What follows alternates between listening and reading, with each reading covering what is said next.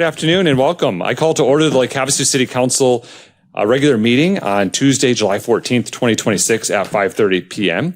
If you'd please join me in a moment of silence, followed by the Pledge of Allegiance led by George Perdoza from the VFW Post 9401.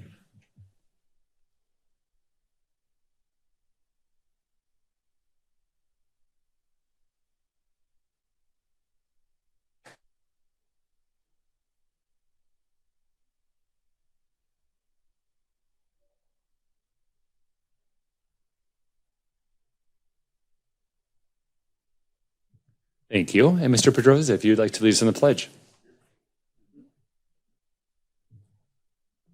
Veterans, stand hut and salute. I pledge allegiance to the flag of the United States of America and to the republic for which it stands, one nation, under God, indivisible, with liberty and justice for all. Two. At the VFW, I brought sheets. We offer free assistance to veterans with claims against the VA, which is quite common. We also lobby. We also lobby Congress for health benefits for veterans. We support the local community as the honor guard, and we also offer financial support to veterans that are in need. And the honor guard, we do final services for veterans.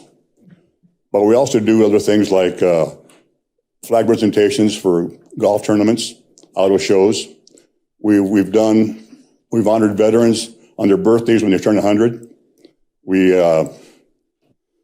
do flag folding at retirement homes for Memorial Day, Veterans Day, Flag Day, where we go up and salute the veterans, and we do a flag folding, and then I describe what each fold means. And that's about it. You should keep it short. I tried. Yeah, no, thank you so much. And I think you're being very humble for what the VFW Post 9401 does. You've seen us. Yes, thank you for your service to our community. Thank you. Thank you for being here. Thank you. Yes.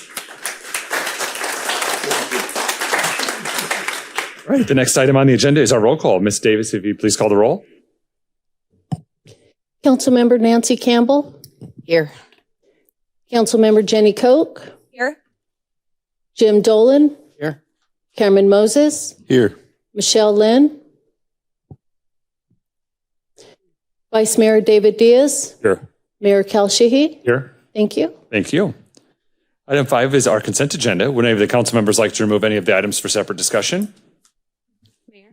Councilmember Koch? Motion? Please. Move to approve the consent agenda as presented. Second. We have a motion from Councilmember Koch. We have a second from Councilmember Moses. We are ready to vote.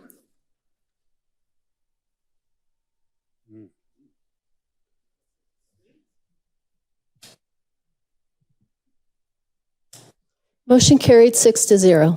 Thank you. Thank you. Item 6 is our correspondence, our communications, petitions, announcements, and the city manager report. Item 6.1 is to announce vacancies on Lake Havasu City boards, committees, and commissions. Ms. Davis? Thank you, Mayor and Council. There are several current vacancies on the Havasu City boards, committees, and commission. The following is a list of those vacancies. Board of Adjustment, 2 regular members, 3 alternate members. Parks and Recreation Advisory Board, 1 student regular member. If anyone is interested in applying, they could pick up an application at City Hall, and they are also available on the city's website at lhcaz.gov. Thank you. Item 6.2 is our city manager's report. Good evening, Mr. Knudsen. Good evening, Mayor. Good evening, members of our city council. I'd like to start, we'll wait for that to appear on the screen. 1 second.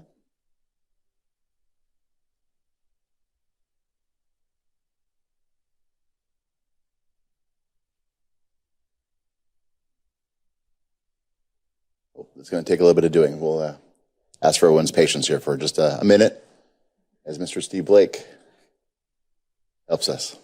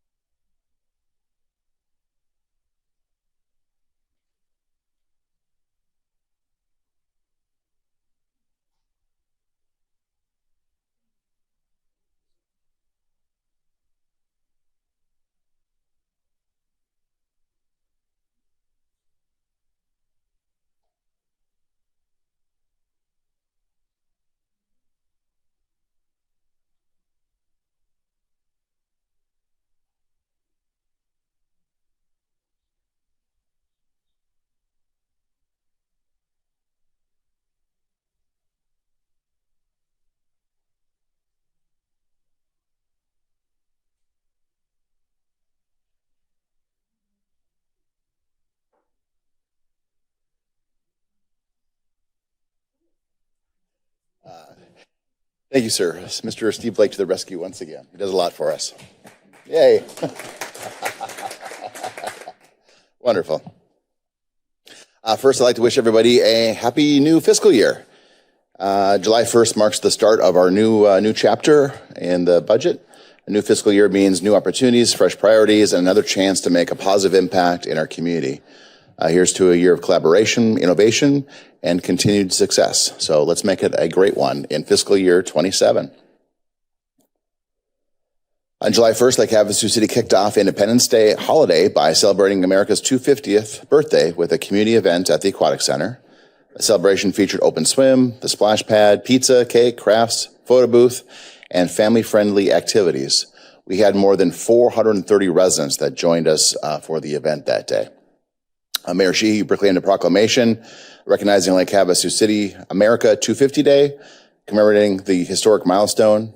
I'd like to thank the many city employees who worked very, very hard and coordinated effortlessly to make the event a great success. And everyone who joined us to celebrate the nation's birthday, thanks for being there. On July 4th, the community gathered at the London Bridge for the reading of the Declaration of Independence.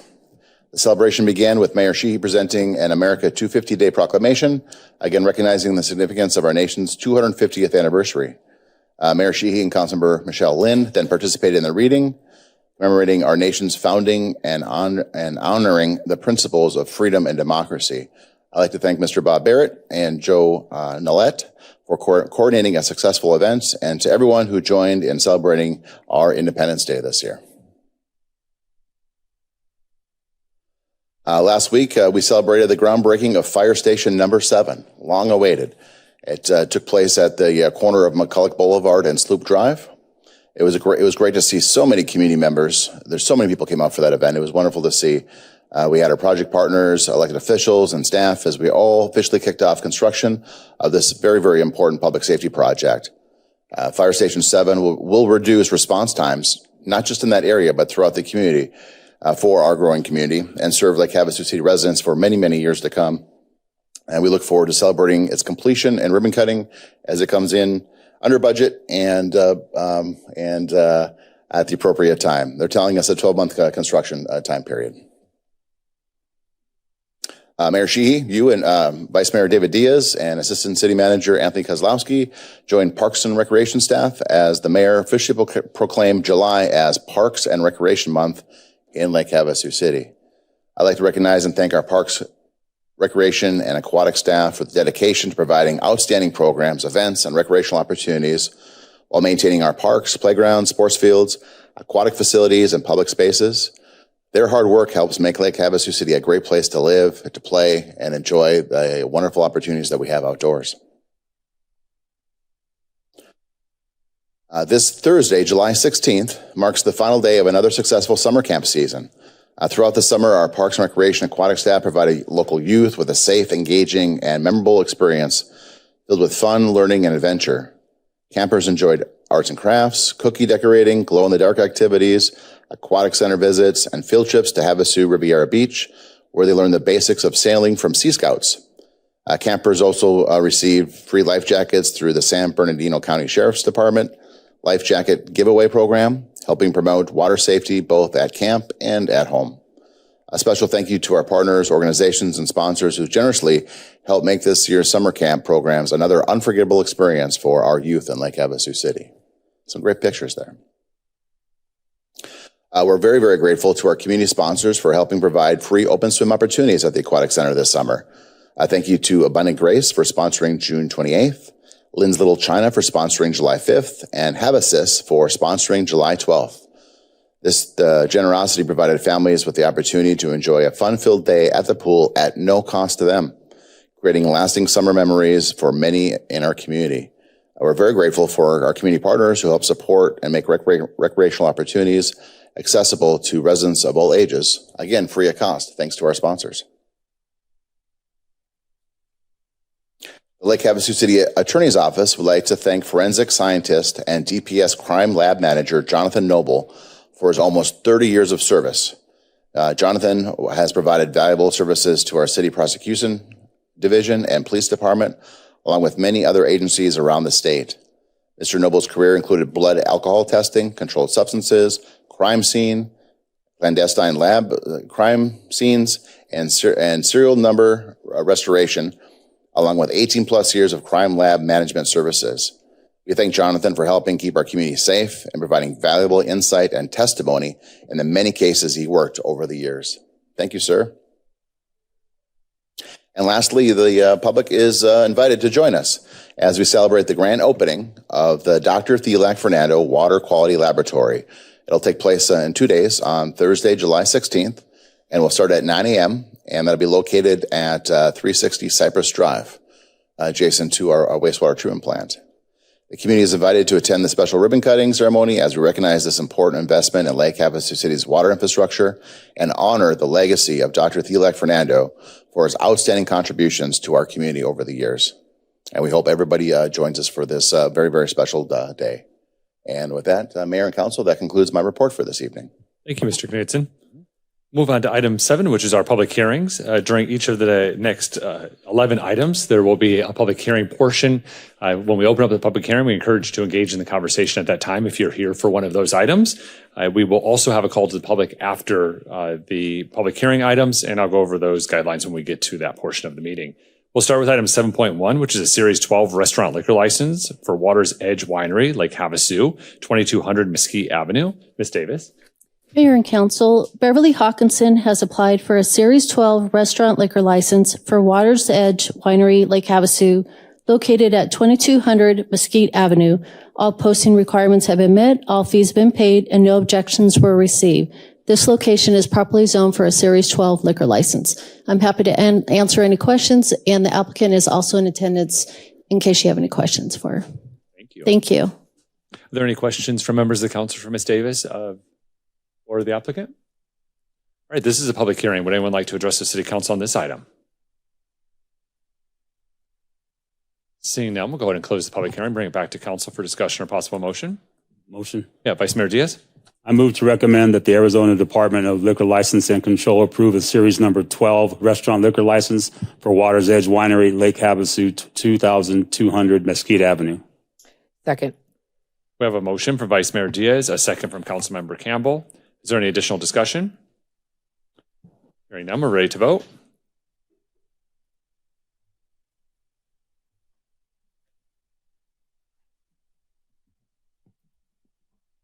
Motion carried 6-0. Thank you. Thank you. Item 7.2 is a Series 13 farm winery liquor license for Water's Edge Winery, Lake Havasu, 2200 Mesquite Avenue. Ms. Davis. Thank you, Mayor and Council. Beverly Hawkinson has applied for a Series 13 farm winery liquor license for Water's Edge Winery, Lake Havasu, located at 2200 Mesquite Avenue. All posting requirements have been met. All fees have been paid. No objections were received. And the location is properly zoned for a Series 13 liquor license. I'm happy to answer any questions. And again, the applicant is in attendance for any questions. Thank you. Thank you. Are there any questions from members of the council? Mr. Mayor, Yeah, Councilmember Dolan. if they're here, can they tell us what a farm winery liquor license is? That's one I haven't heard of. So maybe you can come up and explain to us. Yeah, Colin, if you could make your way to the microphone so folks at home. Yeah, thank you. Yes. Thank you. Yeah. Production of the product itself. So not really growing of anything, but just being able to produce the product itself. Perfect. Thanks so much. All right. Are there any other questions from members of the council? All right. This is a public hearing. Would anyone like to address the city council on this item? Seeing none, we'll go ahead and close the public hearing, bring it back to council. Mayor, Yeah, Councilmember Dolan, motion. please. I move to recommend that the Arizona Department of Liquor License and Control approve a Series 13 farm winery liquor license for Water's Edge Winery, Lake Havasu, 2200 Mesquite Avenue. Second. We have a motion from Councilmember Dolan, a second from Councilmember Moses. Is there any additional discussion?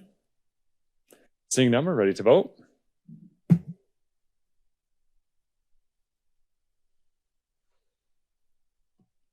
Motion carried 6-0. Thank you. Yep.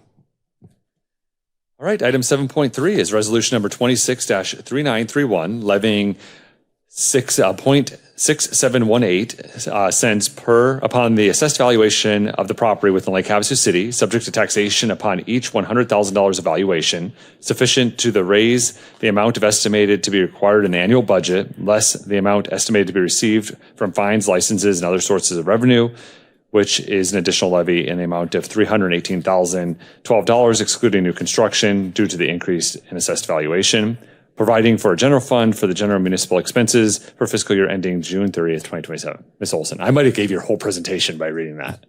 Yes. Any questions? Yes. No, thank you so much, Mayor. Good evening, Mayor and Council. This is the final step in the FY27 budget adoption. Council held the public hearing for the truth and taxation requirements on June 23rd last month. So this is the adoption of those taxes. Once you've adopted the tax, we send the resolutions and the forms to the county, who then actually will adopt them themselves and assess the taxes. So as we've discussed before, the tax rate is not going up, it's not going down. The tax rate is staying the same. There are no proposed increases to tax rates. However, with the assessed valuation increasing on the properties, with the information provided by the county, there will be an increase in revenue that the city receives. The assessment is 0.6718 per $100 of assessed value, and that will generate in total $442,342 additional funds. $124,000 of that is attributable to new construction. And just as an additional bit of information, for each $100,000 property assessed valuation, there's an increase. The increase on that property would be $2.84 per year. So for each 100,000. So if your property has an assessed value of 400,000, then the 284, you take that times 3. If it's 300,000, 4. If it's 400,000, and that would tell you your annual tax increase. And with that, I'll be happy to answer any questions. Thank you, Ms. Olson. Are there questions from members of the council for Ms. Olson? All right, this is a public hearing. Would anyone like to address the city council on this item?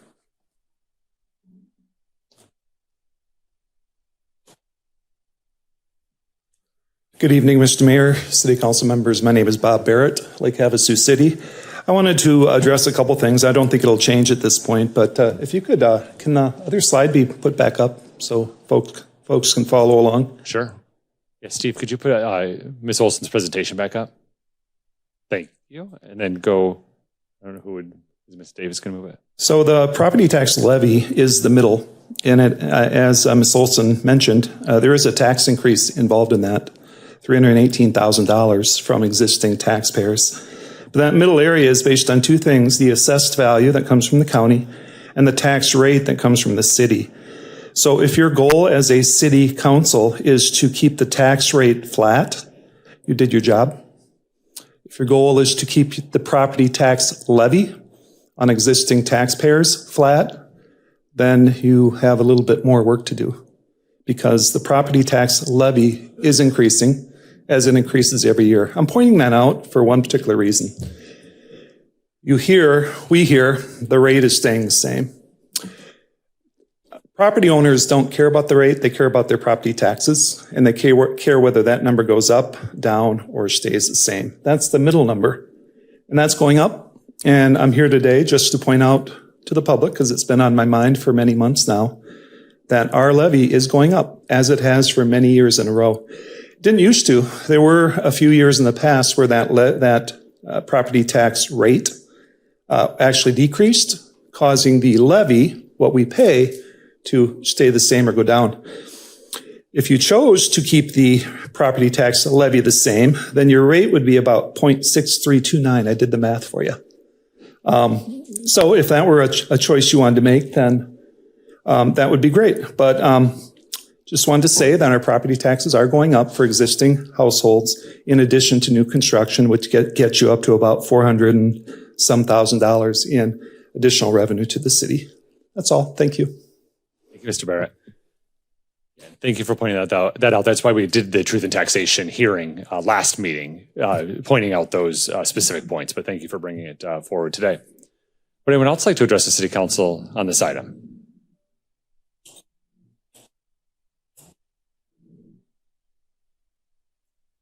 Good evening, Mayor. Bonnie Toy. I just have a really odd question because he did point out that the issue of the tax rate not being the levy, whatever it is, he just financially pointed out that I don't quite understand. You said that the meeting last time was one of those places where that could have been or should have been addressed, but this is the meeting of the final adoption. If it hasn't been adopted as of this moment, can't you still address that? Yeah, so we're here to do the final property tax levy. That conversation starts at the very beginning process of the budget, where we talk about what the revenues are going to be. And so everything that is in the budget that was adopted by council at our last meeting is predicated on the property tax levy that we'll be receiving. And so today is the final step of the budget process. And why do you have to have a final meeting if you've already had the final meeting last time? State statute.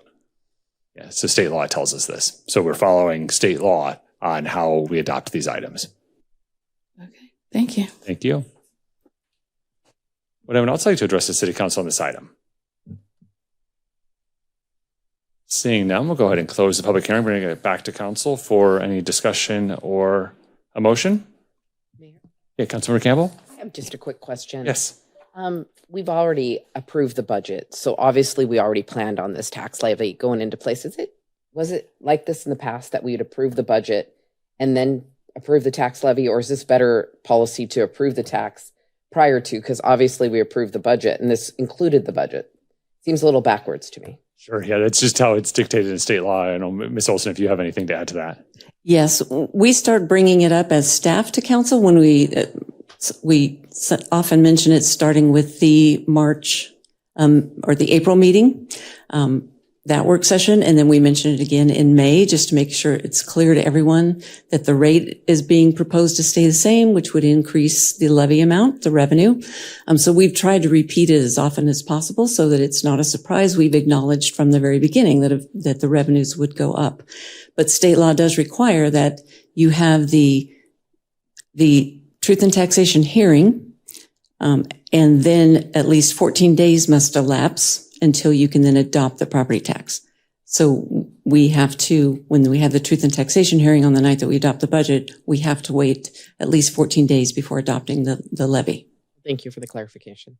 So, Mayor Diaz. quick comment. So what you're saying, thank you for that explanation. So if prior to May and before the truth and taxation hearing, if we as a council decide to have a discussion and then lower the rate so the actual levy stays the same, that's when we do it. Absolutely, yes. Okay. Thank you. All right. Mayor? Yes, Councilmember Dolan? Motion. Please. I move to adopt resolution number 26-3931, adopting the Lake Havasu City property tax levy rate of 0.6718 per $100 assessed value for fiscal year 2026-27. Second. We have a motion from Councilmember Dolan, a second from Councilmember Koch. Is there any additional discussion? Seeing none, we're ready to vote.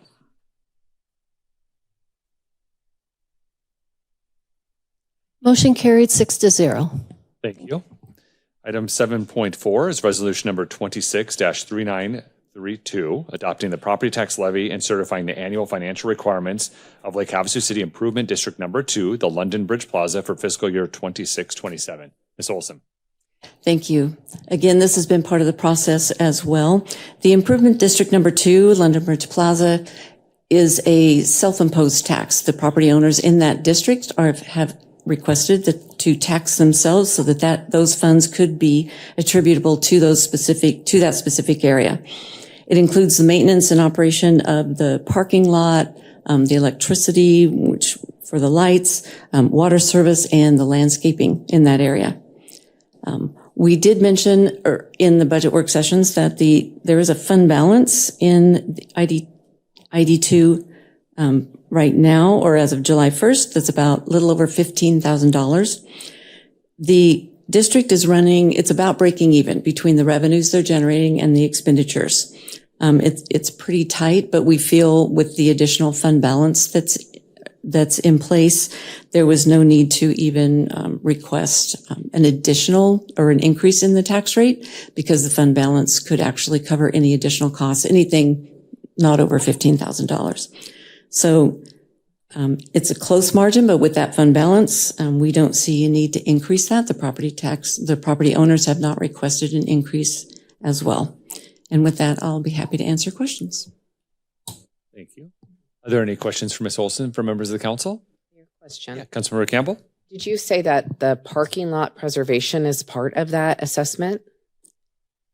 It's just the maintenance and operation of the parking lot. To what extent that is, I do not have the details. Okay, because it's in dire need, and I don't know if that's going to be back on the city or is that the property owners? And I know that we own a big portion of that right in the middle, correct? The city does. Where the swap meet is that correct? Yes, that's the area, in that area. I don't know the boundaries. I don't have that information with me, but we do own some, but we have a contract with them to operate and maintain the area. Okay. I hope we look at that here in the near future on how we can improve that because it's in pretty bad shape. Thank you. Are there any additional questions from members of the council? All right, this is a public hearing. Would anyone like to address the city council on this item? Good evening.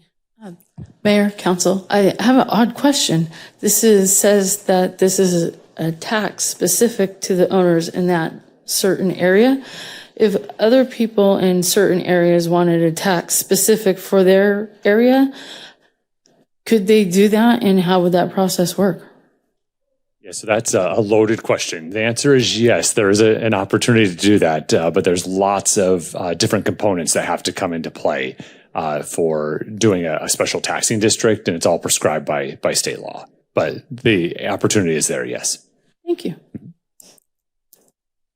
Would anyone else like to address the city council on this item? Seeing none, we'll go ahead and close the public hearing, bring it back to council for any discussion or possible motion. Mayor? Councilmember Koch, please. I move to adopt resolution number 26-3932, adopting the Lake Havasu City Improvement District Number 2, London Bridge Plaza, property tax levy rate at 0.7370 per $100 assessed value for fiscal year 2026-27. Second. We have a motion from Councilmember Koch, a second from Councilmember Dolan. Is there any additional discussion? Seeing none, we're ready to vote.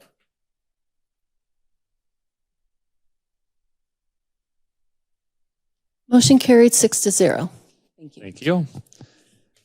Next item is item 7.5, ordinance number 26-1381, extending and increasing the corporate limits of Lake Havasu City, Mojave County, Arizona, in accordance with Arizona Revised Statutes, Title 9, Chapter 4, Article 7, by annexing certain territory, 3500 Highway 95, contiguous to the existing Lake Havasu City limits. Mr. Gilbert. Thank you. Good evening, Mayor, members of the council, and the general public.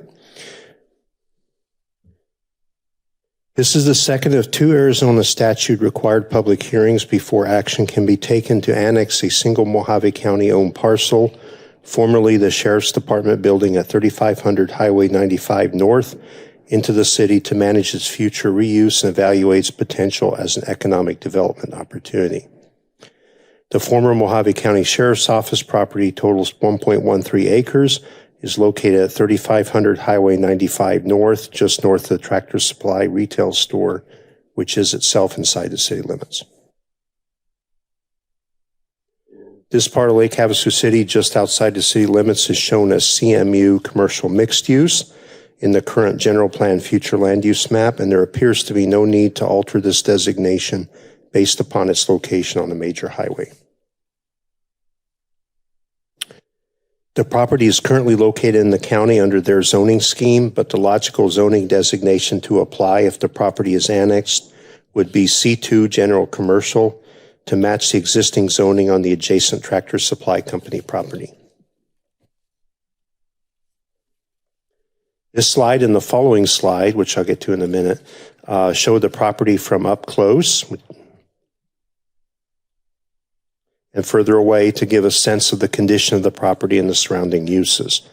The property is located within the Epcor Water District zone of service and is served by a county-approved septic tank. On January 27, 2026, the City Council gave staff direction to proceed with this process at the statutorily required public hearing to consider whether or not to move forward with the process. The numerous steps to get to this stage of the process as required by Arizona statute have already been completed, as noted in great detail in the staff report in your packets, including the Mojave County Board of Supervisors approving and signing the petition. This public hearing is part of the final steps in the process, with about 2 to 3 months worth of required actions to follow should the City Council ultimately approve an ordinance. Mayor, this concludes my staff report, available to answer any questions you or the City Council may have. Thank you, Mr. Gilbert. Are there any questions from members of the council for Mr. Gilbert on this item? Yeah, Vice Mayor Diaz? So just to get the answer out in the open there, so we're going to annex this area and then we take ownership of the building also, correct? That is not correct. The county will still own the property. We will have jurisdiction over it, and our laws will apply to it even though the county owns the piece. Gotcha. I knew the answer to that. I just wanted to get it out there. And so whoever buys the building, they'll be buying it or leases it from the county.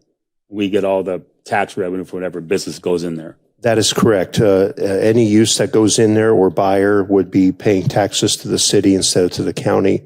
And as part of the process, we did notify the local fire district, which will lose the revenue from the property. Okay, thank you. Are there any other questions before we open the public hearing? This is a public hearing. Would anyone like to address the City Council on this item? Seeing now, we'll go ahead and close the public hearing, bring it back to council for any discussion or possible motion. Mayor? Councilmember Dolan? Motion? Please. I move to adopt ordinance number 26-1381 to annex into the Lake Havasu city limits a single parcel of property addressed as 3500 Highway 95 North, Lake County. Second. All right, we have a motion from Councilmember Dolan, and we had a double second, but it looks like Vice Mayor Diaz made it to the screen first. So any additional discussion from members of the council? All right, we're ready to vote.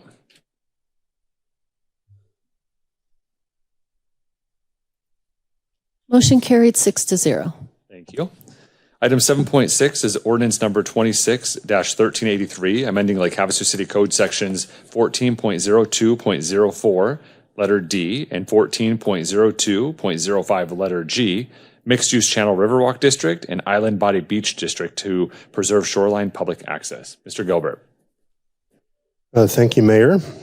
This item is being presented to you and the council tonight as a result of the General Plan Steering Committee's stated strong desire in their meetings with staff and the consultant team developing the general plan to ensure that the undeveloped Lake Havasu City shoreline is protected for future public use. This is the culmination of months of efforts working with the Arizona State Land Department, which is the owner of the vast majority of the undeveloped land on the island, and Body Beach on the mainland side to achieve an acceptable balance between the city's shoreline preservation desire and the state's mandate to demand fair market value for the property under their stewardship. The text amendments presented here have been reviewed and approved by the State Land Department. For context, the Island Body Beach District only requires a 15-foot buffer for new development by code currently. Thus, this is a 5 times increase in public access along the undeveloped shoreline area, almost all of which is owned by the state of Arizona or the city.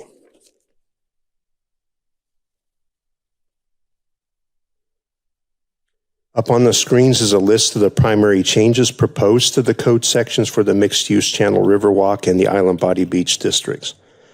A 75-foot shoreline access area measured from the 450-foot elevation shoreline and parallel to it will be dedicated to the city. A 25-foot building setback from the edge of the shoreline access area will be required, and that's from any development that occurs from parcels that are sold in the future. Access routes to the shoreline that are perpendicular to it and inland from nearby right-of-ways will be required, and I have a slide here to show that. To provide access corridors to the shoreline from major streets. The shoreline access areas and routes that are to be dedicated to the city will be permitted to count towards the open space and landscape requirements pursuant to entering into an agreement with the city. and that would apply to any future developers that purchase the state land. City has worked with the Arizona State Land Department that owns most of the remaining undeveloped land impacted by these proposed amendments. And go back to that slide right here. This is a GIS rendering of what the 75-foot shoreline buffer, or I'm sorry, that was this slide. My apologies. This map is a GIS rendering of what the 75-foot shoreline buffer and the parallel access routes to the shoreline might look like at a point in the future when the state lands are sold and developed. The Planning Commission reviewed the proposed amendments on June 17, 2026 at public hearing and unanimously recommended approval. Mayor, this concludes my staff report. Available to answer any questions you or the City Council may have. Thank you, Mr. Gilbert. Yeah, this is months and months of work and continued commitment to shoreline preservation that we have all been talking about on the council. It's a great win for Lake Havasu City to have certainty for the first time that we're going to have preserved shoreline in our area, which is really fantastic and goes with some of the work we've done on the mainland side as well. Thank you for coordinating those efforts for us. Are there questions from members of the council or comments? Does have a comment? Yeah, Vice Mayor Diaz. Just for the public to know. So we really went to bat for this. In the proposed general plan originally, we had 200 feet. So you always ask for more when you're negotiating. And after review, the state trust land came back and said, no, we'll give you 50 feet. And we said, well, we'll take 100 feet, and we settled on 75. So it is, as the mayor said, it's a good win for us to get this actually codified, for lack of a better term, and it's just a good win on just protecting that shoreline access. So they only wanted to give us 50 originally, and before that, it was only 15. So we got a good win here for the citizens to protect that shoreline access. Thank you. Thank you. Any other questions or comments? All right, this is a public hearing. Would anyone like to address the City Council on this item?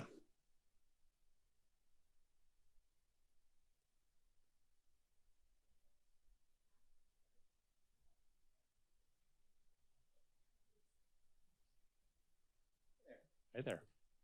Hey, council members, Mayor.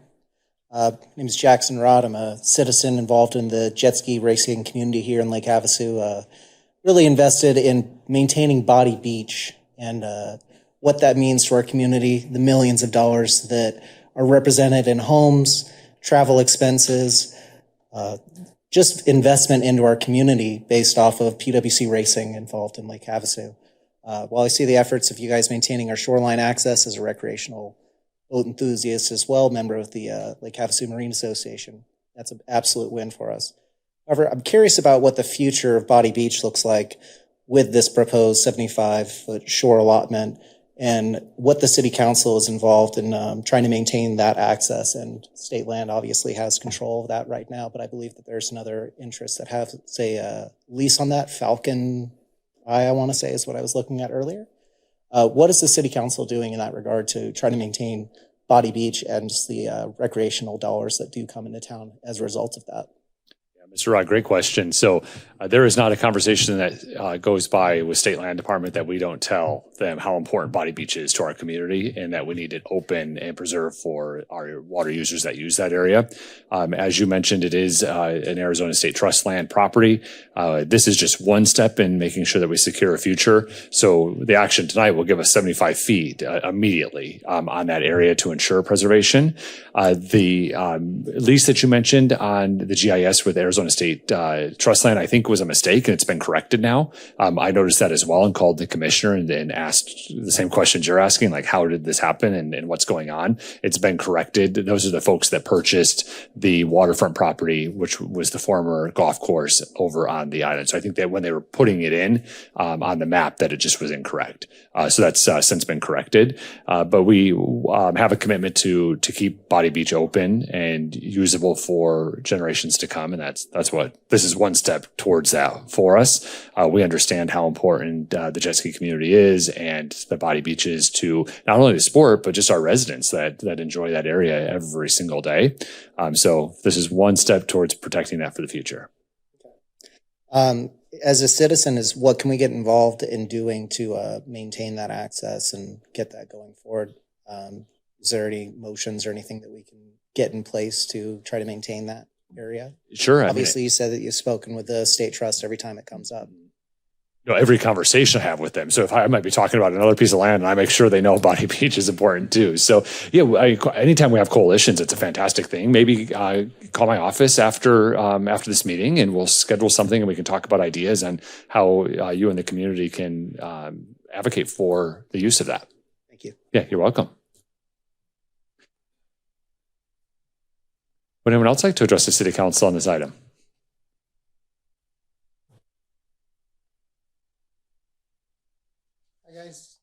Lance Kramer, longtime resident, grew up here my whole life. My son's been a jet ski racer for a long time. We've used Bonnie Beach recreational forever. It sounds like the problems with Bonnie Beach and a bit of the misunderstandings hopefully corrected. Not having Falcon, I have that lease in place, and hopefully it still says null. I checked it today and it still said Falcon Eye, so I'm a bit concerned about that a little bit, to be honest, because that would be developed. But I guess aside from that also, which is very important to us, I understand Lake Havasu City is surrounded by state trust land. That's developable to the north, east, but not the shoreline, not the island. In my opinion, as a city, even the land that got sold off in the nautical probably should have been looked at by us as a city to try to keep that as open space and parks and recreation and things like that. And it sounds to me like the Arizona State Land Department probably would work with the city trying to secure that instead of sell it to a developer. Even the land that's the other pieces adjacent would be west of or south of Bonnie Beach that crosses the highway and goes on to Lake Havasu Avenue. I'd like to see the city actually secure that also, because that's part of our city. That's in our city area. Same with the state trust land that's on the island also. I would like to see that, something done with that also. The stuff that's around the perimeter of the city, I understand that would be easier to develop and probably, more affordable housing than prime, island land, lakefront property, which we probably should, as a community, being that we're Lake Havasu, keep that secured for our citizens and the future residents and the people that live here, instead of see it just all mowed down for houses and everything like that. To be able to go and with your family in a pickup truck back down to the water and enjoy and let your dog run or whatever you do, or launch a jet ski or put up an easy up and have a barbecue. That's a very rare thing, especially in a city like ours and as special as ours. I'd like to see that preserved. Thank you. Yeah, thank you, Mr. Kramer. Thanks. Yes. Yeah, so the state trust process is anyone can petition the state to purchase the property, and it goes to auction, and the city has the same weight as anyone else that is in auction there. So it does pose some issues, but Mr. Kramer, the comments you made, we hear from other folks too, and it's important to all of us. And again, this is just one small step in preserving some of that shoreline. Would anyone else like to address the City Council on this item? Seeing none, we'll go ahead and close the public hearing, bring it back to council for any discussion or possible motion. Mayor? Yeah, Councilmember Moses? One more question, just while I was looking at his picture. Can you bring up that picture for me, Chris?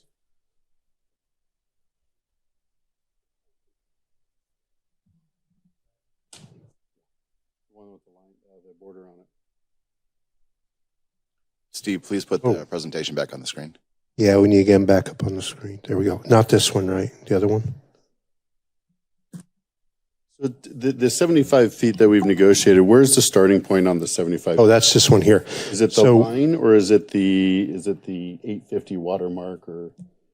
So our GIS technician put this together, and it starts at the north end at the edge of the condominiums and circles around all the way to, I'm sorry. So it's at the 450 mark, Councilmember. Yes, 450 mark. Starts. And it's reflected by the pink line.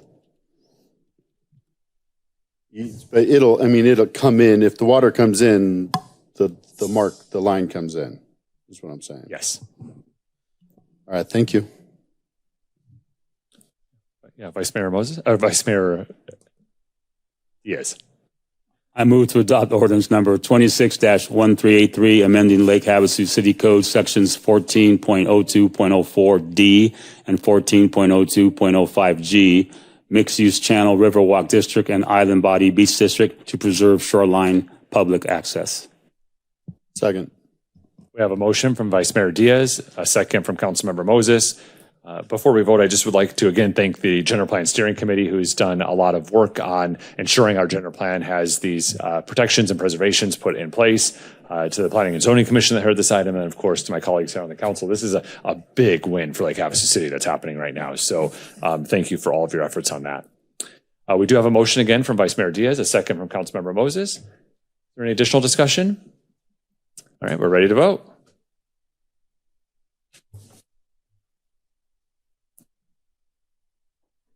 Motion carried 6-0. Thank you. Thank you. All right, the next item is item 7.7, resolution number 26-3933, approving amendment to right-of-way agreement number 16-110362-00 with the Arizona State Land Department to adjust the roadway alignment for the second bridge and roadway improvement project. Good evening, Mr. Hart. Honorable Mayor and City Council, it's always an honor to come before you and talk to you about something that gets me really excited, which is a capital improvement program project. So I'm here tonight to talk to you about the second bridge and roadway improvement project, Arizona Lands right-of-way agreement that the city currently has with them that needs to be amended to accompany our new project. The purpose of this, again, is to approve the resolution number 26-3933, which is approves the amendment of the right-of-way agreement number 16-110362-00 with the Arizona State Lands Department to adjust the roadway alignment for the second bridge and road improvement project. As a point of clarification, we are talking about the land that is on the island here to your left of the screen on the channel. That is the Arizona State Lands portion of the project, located right there. And so this amendment deals with modifying the current right-of-way agreement to accommodate our new road. So just as a reminder, the Arizona Lands original memorandum of understanding, the right-of-way agreement that we had, was done many years ago and entailed a straight bridge that followed this pattern right here. The new road, if you recall, we came to you and shared some cost-saving measures and rotating the structure, and that took us out of the existing right-of-way and pushed us out into this new portion. And we've been working with Arizona Lands, who's been great and very accommodating, and to get authorization or to get them to agree to this, which they have, which is why I am here today to amend that agreement. This is the actual amendment to Exhibit B that you have before you, that shows the new area of land that we are going to be amending the agreement to match into. And this is an exciting part of the project in my mind as we look to just finalize the right-of-way on the Arizona State Land side. I do want to talk just briefly about the timeline going forward should City Council approve this agreement with the right-of-way on the Arizona Lands, and then we will be coming later on with another portion on the mainland side. 95% plans for the project were received today, which we are very excited about. A lot of work has gone into this project and getting it to this point. Great team effort by NV5, city staff, Ames, as well as other agencies we've been working with. The EA permit is said to going to be issued by the U.S. State Coast Guard in August of 2026. This is a huge step that's been a year in the works that we've been pursuing and working with the Coast Guard. So it's looking like it's really going to come to fruition. Then we are going to be coming to the City Council on August 25th, 2026 with the gross maximum price submittal and that GMP presentation, looking for City Council approval of that. And should City Council approve that, we'll also be receiving 100% plan submittals in August / September. So I'm going to throw that caveat in there. And then the bridge construction, should City Council approve the GMP, we're looking to break ground in October of 2026, with construction phase expected to last 18 to 24 months. So we're excited about this project. We're excited about bringing this amendment to you, and I'll answer any questions that you may have.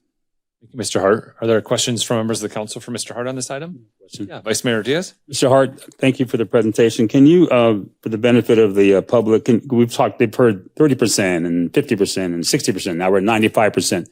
Tell them exactly what that means. Like when you say 95% planned submittal, and then what's the other 5%? Because we get a lot of questions about that.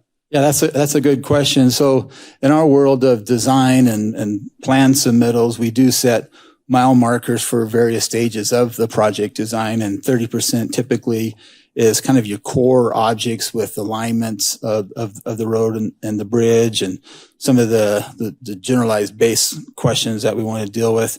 Then we fine tune that based on comments on the 30% discussions with you. And we get to what we call the 60%, in which, yes, a lot of the main core things have been decided, but in terms of drafting and details and all the sheets that go along with that, they're not quite complete so that a contractor can take that out and build it, which we are currently now just received 95%.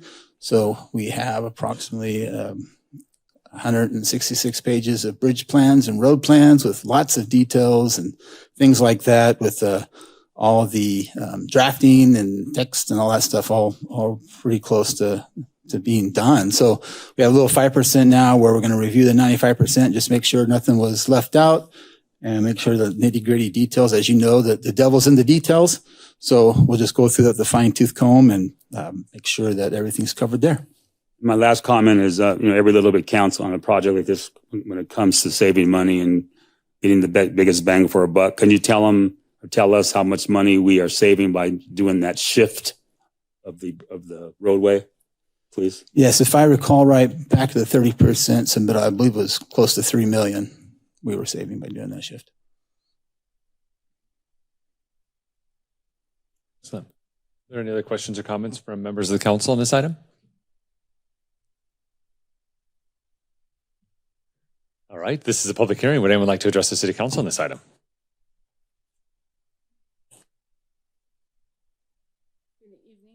City Council.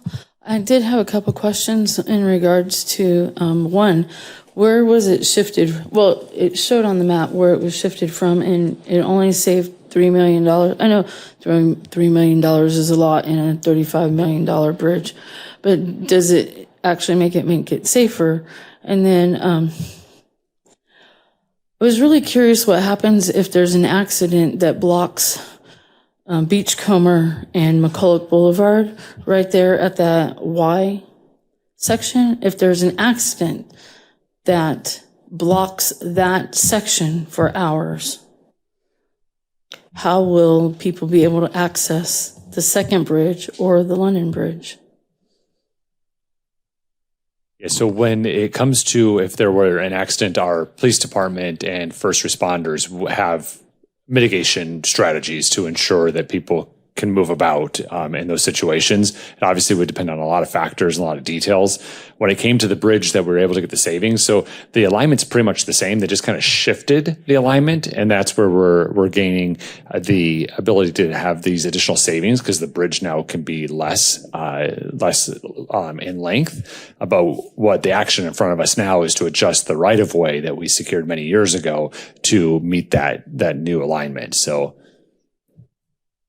Okay. Also, how is the infrastructure underneath the section of McCulloch Boulevard and Beachcomber Boulevard? Because after seeing what has happened on Palo Verde and Lake Havasu Avenue, if something similar happens there, again, there could be issues with accessing the second bridge that you're building as an evacuation route.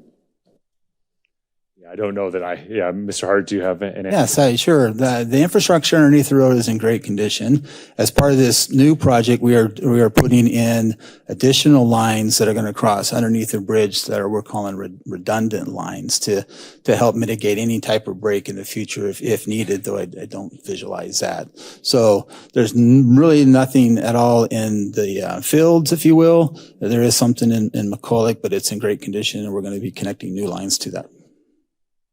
Okay. I just happen to think that right there at Beachcomber and McCulloch Boulevard at that stop sign, if there's ever an emergency situation that blocks that for several hours, you're not going to be able to access the second bridge. If I might comment on that, it's a really wide section of road there. So at least 3 travel lanes with a turn bay in there. So Palo Verde, Lake Havasu Avenue. that's it. The other end, I'm sorry, good point. It is still wide there too, 50 feet if I recall.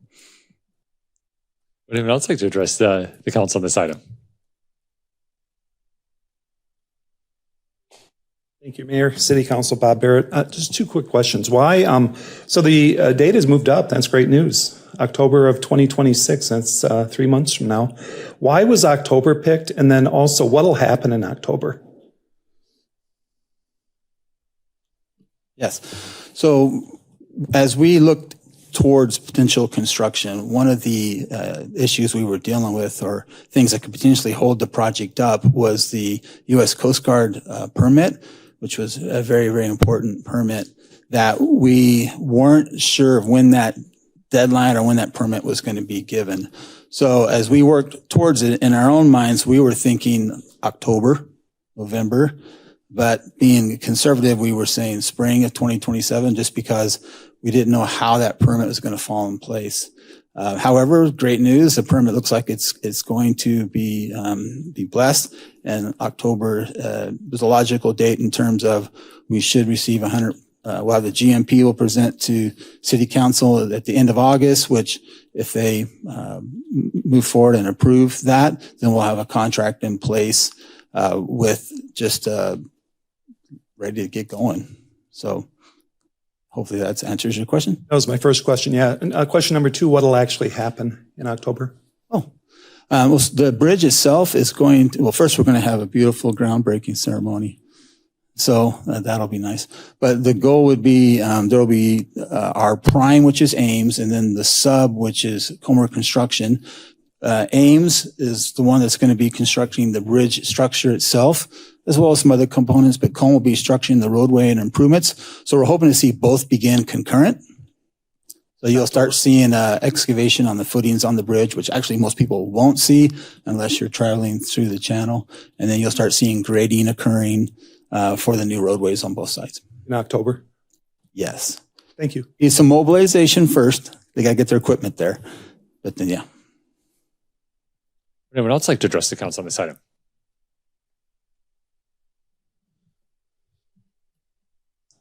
Pam Swenson. I just have a quick question.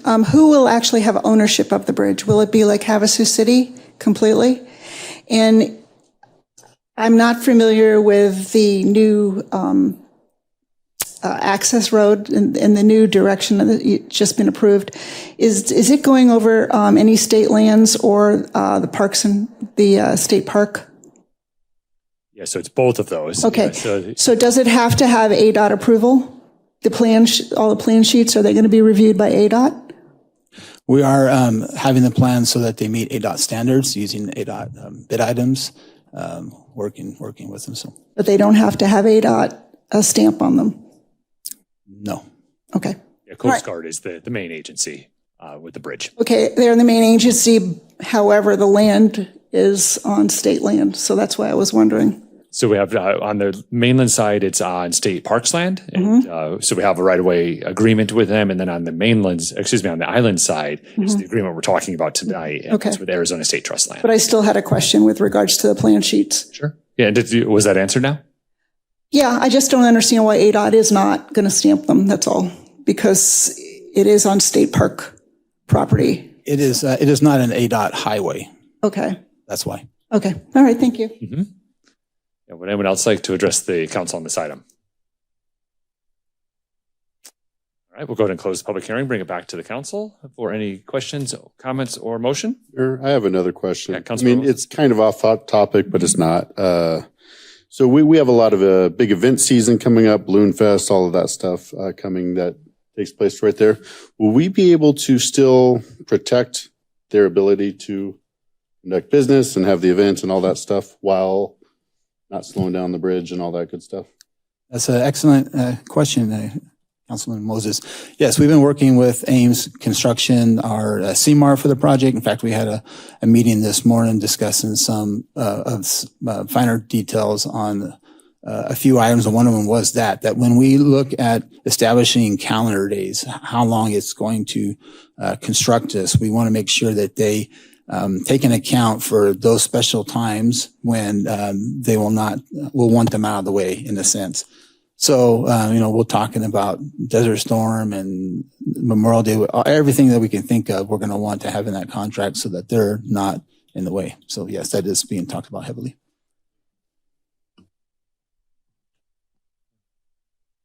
Any other questions? Entertain a motion.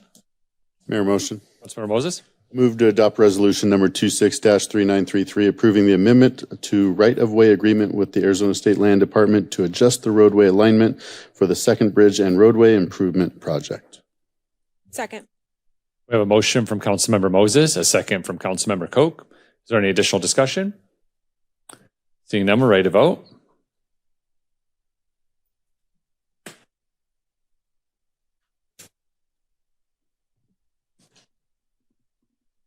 Motion carried 5-1. Thank you. Thank you. Item 7.8, agreement for professional services design for the Kiowa Drain Number 6 Wash Stabilization Project with Kimley Horn and Associates. Mr. Wolf. Good evening, Mayor and Council. Here tonight, what you see in the presentation that I see, let me get, there it is. There it is. This is a page right out of our wash management plan, sets priorities, as you remember. This project, Kiowa Drain 6, is in for design schedule. It's located between the Sandwood Drain and Barranca Drive. I know you all know exactly where that is. But one of the reasons that you can see right away in the bottom part of the picture, you see some bank erosion happening there. Let's see. This one. Yeah. So a little background. Like I said, it's chosen from a priority in the 2025 wash management plan we all adopted.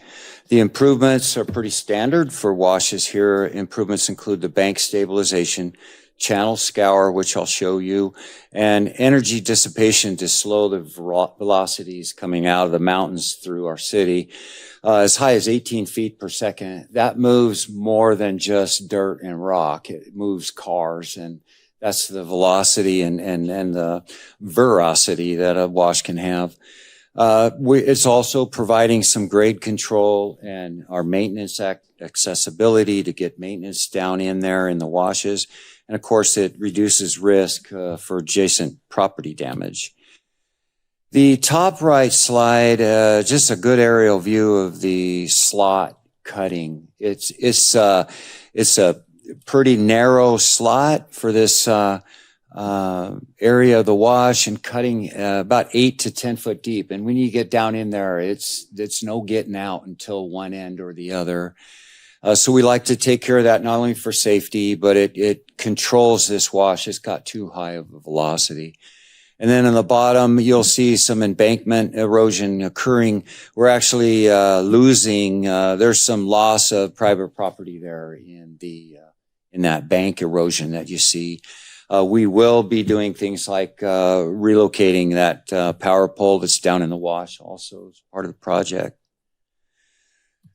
The studies anticipated under this design, we do have a separate contract for taking a look at for our AL surveys, our feathery friends that usually get in there. We're doing the HEC 2 channel hydraulics, of course, and studying the sediment transport. We do a cost analysis and the preliminary design for any alternatives that we're looking at. And then pedestrian crossing is always coming up now for our washes. If there's something nearby, even on one of the washes that contribute to this one, we'll be evaluating that during design too, in case there's an improvement necessary. Our timeline, it takes us through the year, this fiscal, and hoping through construction by this time next year be complete. And that would be the idea and timeline for this project. And I'll open it up for any questions you may have.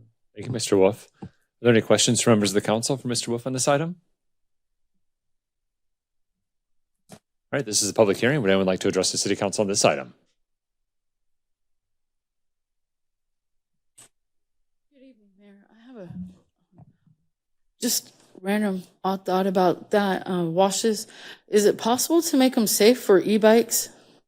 Like when they go through and do this, is there a way to start including safety measures for e-bikes and other people who ride bicycles through that area? Yeah, there's we have a pedestrian plan that is part of that utilizes washes. It's a lot more intensive than what we're talking about here. This is more about stabilization of the bank, but it is certainly a conversation that is worthy of having. But this particular project would not do that, other than what Mr. Wolf mentioned earlier on looking at pedestrian parts as part of the planning side. Right, that's where streets cross and they wash, and so we're keen on pedestrians getting across along the street. We actually want to discourage pedestrians in the washes as much as possible, unless, such as the Pima Wash Corridor, a great bike plan that was designed and made to get people up into the Main Street area, into the plaza. That's encouraging with the right wash and the right improvements. But otherwise, we like to discourage citizens and residents from getting down in there. Obviously, flash flood, some of these slot cuts that you see here are dangerous. So that's my input anyway. Great point. Just the thought that if there was some way for people to get out to the mall safer and easier, if they were using the washes, that might be helpful. And when you're doing alignment or things like this, maybe that would help take less cost if you did it at this point versus a later point. Thanks. Thank you. Yeah, Councilmember Campbell? I don't know if you remember, but when Kimberly Horn was in here, they also advised against using those washes due to you can put in all that infrastructure, and then seems like we don't rain a lot, but when we do, it'll just destroy most of it. And so I know for a fact that we do try and discourage people it's basically a flood zone, and it's there for a reason. A lot of infrastructure would have to go in place that I know of, just like the Pima Wash, to be able to secure that. So I know the conversation keeps popping up, but I know when the experts are up here saying not a good idea, there's a real reason for it. Thank you. Would anyone else like to address the city council on this item? Seeing none, we'll go ahead and close the public hearing, bring it back to council for any discussion or possible motion. Mayor? Councilmember Dolan? Motion. Please. I move to approve the professional service agreement for the Kiowa Drain Number 6 Wash Stabilization Improvements Project to Kimberly Horn and Associates, Inc. in the amount of $121,570. Second. We have a motion from Councilmember Dolan, a second from Councilmember Campbell. Is there any additional discussion? Seeing none, we're ready to vote.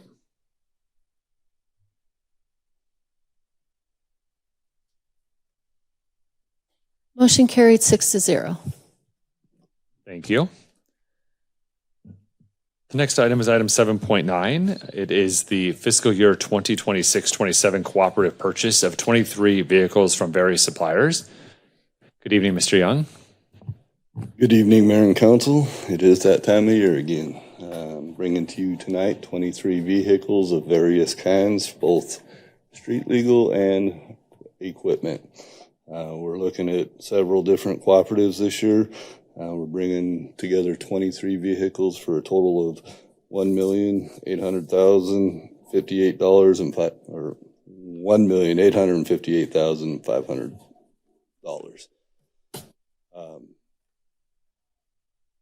These vehicles are rated on a 32-point system for replacement. This takes in the purchase price of the vehicle, the age, the idle hours, the mileage, repairs that have been made throughout the history of the vehicle, and the condition it sits in. All the vehicles being replaced this year are at 32 points or over. With that, I'll take any questions. Thank you, Mr. Young. Are there questions from members of the council for Mr. Young? All right, this is a public hearing. Would anyone like to address the city council on this item? Seeing none, we'll go ahead and close the public hearing and bring it back to council for discussion or possible motion. Make a motion. Vice Mayor Diaz? I move to approve the cooperative purchase of 16 Ford vehicles from PFVT Motors LLC, Peoria Ford, one Nissan from Midway Chevrolet Company, one dump truck from Freightliner of Arizona, one backhoe loader from Empire Southwest LLC, doing business as Empire Machinery, one Polaris Ranger from Polaris Sales Inc., one Grasshopper mower from Morridge Manufacturing Incorporated, one Bobcat compact tractor HST from Clark Equipment Company, Doosan Bobcat North America Incorporated, doing business as Bobcat Company, and one Exlum Godwin SD1 150M pump unit from Exlum Dewatering Solutions. That's a lot. Second. We have a motion from Vice Mayor Diaz. We have a second from Councilmember Koch. Is there any additional discussion? Seeing none, we're ready to vote.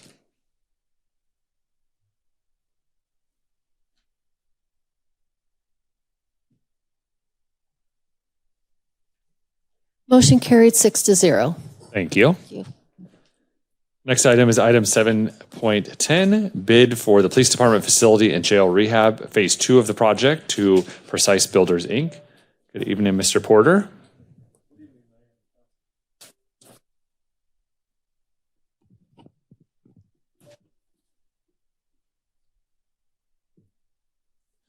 All right, good evening, Mayor and Council. Thank you. So I'm excited to be bringing you tonight the Phase 2 of our Police Department renovation. This is to present a construction award to Precise Builders, Inc. So a little bit of background. This building was built in 1994, and we contracted years ago with Selberg back in 2021 to do an assessment of the building for building condition, and they found some extensive scope and recommended quite a few items for improvement, so much that we ended up breaking it out into 2 phases, partly for budget, partly for keeping the police department in operation the whole time, and then tried to phase it with contracts, within that scope of work for Phase 1 and Phase 2. So Phase 1 we completed in 2025, and it pretty much consisted of renovation of the jail, new hardware, new locks, new paint, flooring, basically a complete rehab of the jail. It also, the biggest item, I guess, the biggest need for the PD at that time was the underground sewer lines. They were cast iron, falling apart. So we went through, we descaled them, we cleaned them, we epoxy coated them, basically restoring them, and hopefully for another, get us another 20 years of service out of them. So then after that, we continued with the architect to develop Phase 2.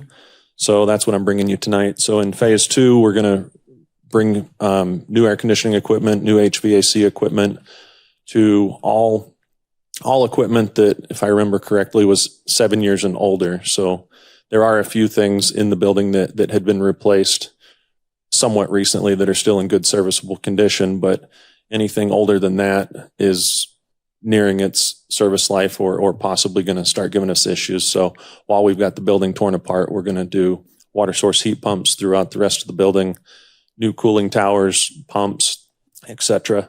The other part of the project is the roof replacement, replacing it with a new TPO roof. The existing roof, they've been chasing leaks. We've had numerous issues, so get the roof done at this time. Another item that was on the report was the fire alarm system.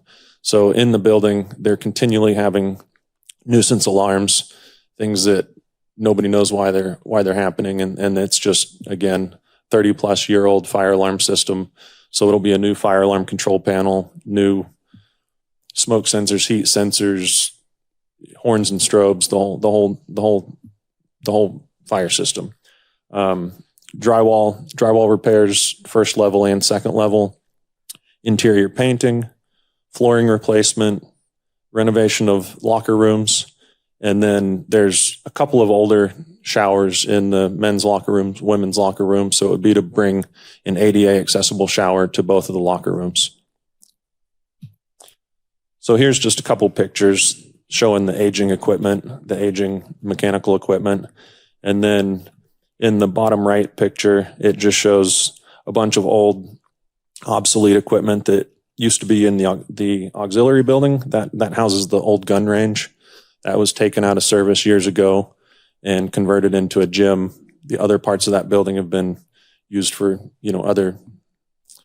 other things at this time. So basically, most of that equipment on the roof is obsolete and just needs to be demoed. So here's another picture just showing some more items in the building. That, bottom left is the fire alarm control panel. Middle picture is just some aging plumbing. Right picture just shows that some of the flooring has already been done by our facilities team. So in this particular picture, the flooring is going to stay, but still needs to be painted, updated. So project schedule on this is 180 days. We would anticipate completion in April of 2027. We went out to bid and had a good turnout on bids. We received 7 bids, 5 of them complete, 2 incomplete.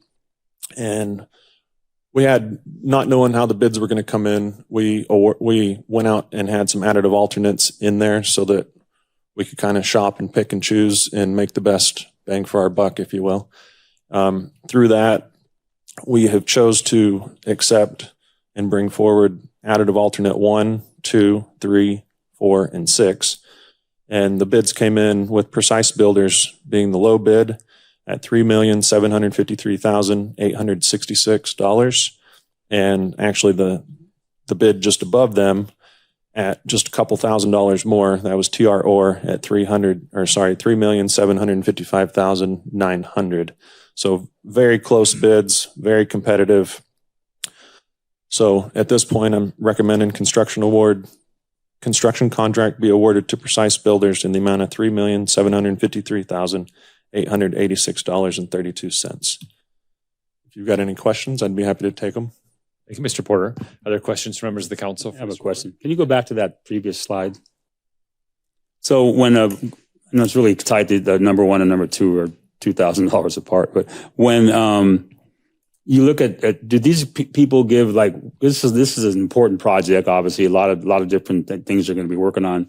They'll be using some subcontractors also. These guys are the general contractor? That's correct. What do we get references or other jobs that they've done to see the quality of the work to make sure we're getting the best bang for our buck and we're not having to do a bunch of repair work later on? Yes. So they turn in past work history, and we check up and make sure that the projects that they're putting on their past history were completed in good, standards, and that there weren't any complaints against them. We also check with the Arizona ROC, make sure there's no complaints filed against them, no open claims, and Precise Builders had no claims, no faults that we could find. Okay, thank you. Are there any additional questions from members of the council? All right, this is a public hearing. Would anyone like to address the city council on this item? Yeah, please just make your way to the podium and state your name for the record, please. All right, take your time.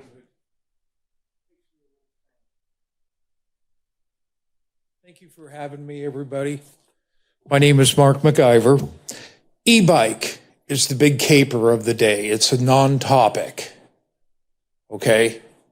Why is it that I have to register my Honda Mini Trail 50, my Honda CT70, have proof of insurance with plates if I drive them on the street?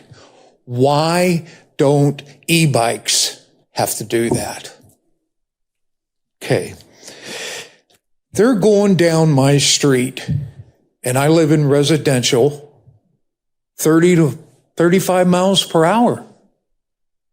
Mr. McIver, this item here is for the police rehab. This is not a conversation about e-bikes, but okay. But point taken, state law does not have that in there. So we're working with a variety of folks to try and combat the e-bike situation. But There will be a call to the public where you can share your comments just in one after our next item.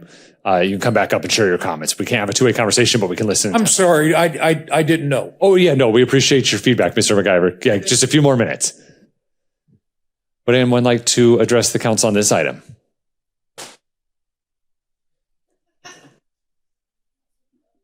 All right, seeing none, we'll go ahead and close the public hearing, bring it back to council for any discussion or possible motion. Mayor? Yeah, Councilmember Dolan? Motion? Please. I move to award the base bid and additive alternatives 1, 2, 3, 4, and 6 for the PD facility and jail rehab Phase 2 project to Precise Builders, Inc. in the amount of $3,753,886.32. Second. We have a motion from Councilmember Dolan, a second from Councilmember Moses. Is there any additional discussion? One quick question. Councilmember Campbell? What was alternate number 5? I mean, how did we decide to pull that one out? So additive alternate 5 was that auxiliary building, the old gun range. Okay. During design, the mechanical engineer had thought it would be a wise move to put new rooftop air conditioning units on that building. But recently, over the past several years, that building has been updated with mini split units so they can climate, zone cool different parts of that building. And it was just a matter of discussion with the police department and facilities, and it was an unnecessary, update or upgrade, if you will. Okay, so when you went out for the scope of work, the bid, that was as an alternate, but you just decided after you got the bids, you decided to remove that, or did you remove that? Obviously, it was after the bids. Correct. We received the bids. It was already involved in so many of the plan sheets that we went ahead and went out to bid with that item. Okay, thank you much. You're welcome. Are there any additional questions? All right, again, we have a motion from Councilmember Dolan, a second from Councilmember Moses. We are ready to vote.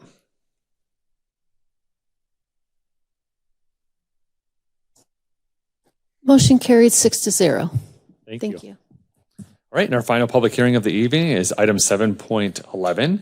It's a presentation and update on Lake Havasu City water system and water main replacement program. Mr. Kellett? Just thinking with the technical glitches tonight, I might not be able to do it from here. And when Shannon moved, it made me even more curious of whether I could move them from here. Can I move them from here or no? The slides? Okay. Tell you what, I'll move to your side then and do it from there.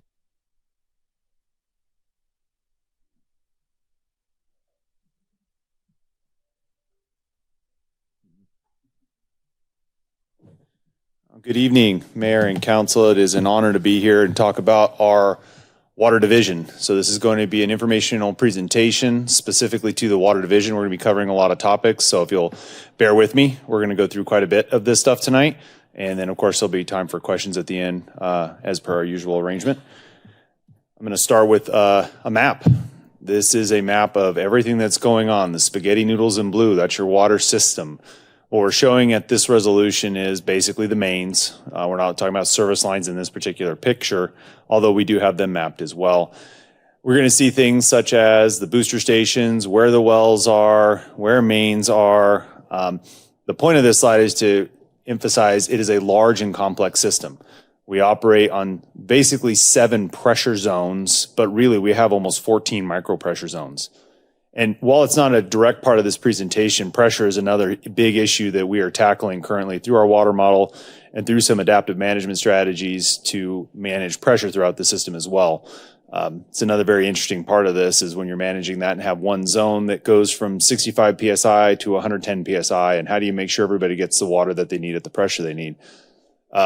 That's an ongoing operational thing that we're always looking at, and we're actually in a focused effort on our water model to do a better job of that as best we can.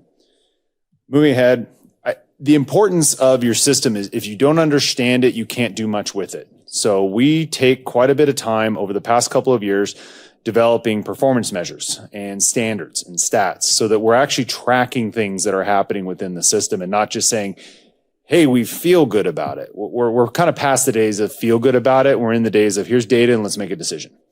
in that regard, we're tracking multiple measures across various different areas, staffing, different levels of work orders, the amount of water we're producing per year. Big topic is always water loss. Right now we're tracking at about 8.9%. I'm going to caveat this a bit. The method of calculating it right now includes our consumptive use and our diversionary use. I know our meters aren't spot on, and we already are in a project to replace all of our older residential meters and commercial meters with advanced meter infrastructure. That's already happening. We're over 7,000 meters into this. I think there's probably another 3 to 4% on top of this that we're missing because of that, but we're already addressing that. So, but 8.9% is pretty decent. Industry target is to be less than 10%. So we're in that generic zone right now. The other big topic that comes up a lot that we are tracking is those main breaks. So we do keep track of both main and service breaks. In 2024, we were sitting at about 79 breaks. That ends up being 15.8 breaks per 100 miles. 2025, 62, which ends up being 12.4 breaks per 100 miles. The industry stat for this, if you're going to be in the top 25%, you're going to have 6.1. And if you're going to be in the 75th percentile, you're going to have 21.2. So needless to say, we're a little past median, but we're working in the right direction, right? We're going the right way. We're making adjustments, and you'll see later where that's being focused efforts and main replacements. So again, this is the idea. We're paying attention to our system in a very different way. You're going to see a lot of gaps there in the 2023 numbers because these are things that, as we realized we didn't have the data to make correct decisions, we started coming up with ways to gather that data. And I want to give a better sense of what we're seeing in the field so that when we're talking about service lines and we're talking about breaks, I want to give you just a quick preview of what's going on with our operators in the field. This is wet ground. To us, this is a scheduled event. We can get to it when it comes up on the schedule. It's important. Don't get me wrong. Every drop of water that's used somewhere is an important task and object for us to go after. This one can be scheduled. This would be a service line break. This is from the main, and it's going to be a very small line, and it's something we can address in a timely manner. Puddling. Again, probably a service line. This is a really good video because it'll also show what these big old marks are on the road when we do underground service alerts, trying to figure out what other utilities are in the area.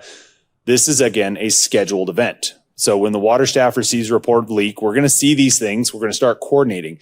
Keep in mind that anytime we dig in the ground, we have to turn in a dig alert. We've got 2 days to wait for those to come back.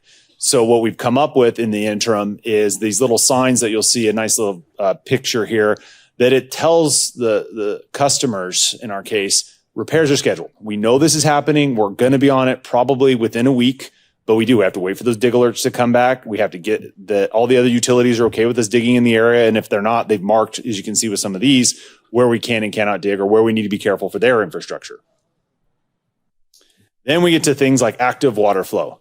This is going to get us there in about 10 minutes, okay? We see these kinds of things. These are responded to immediately. These are not scheduled. These are the starting to look at more like a main break. These get active responses and immediate responses.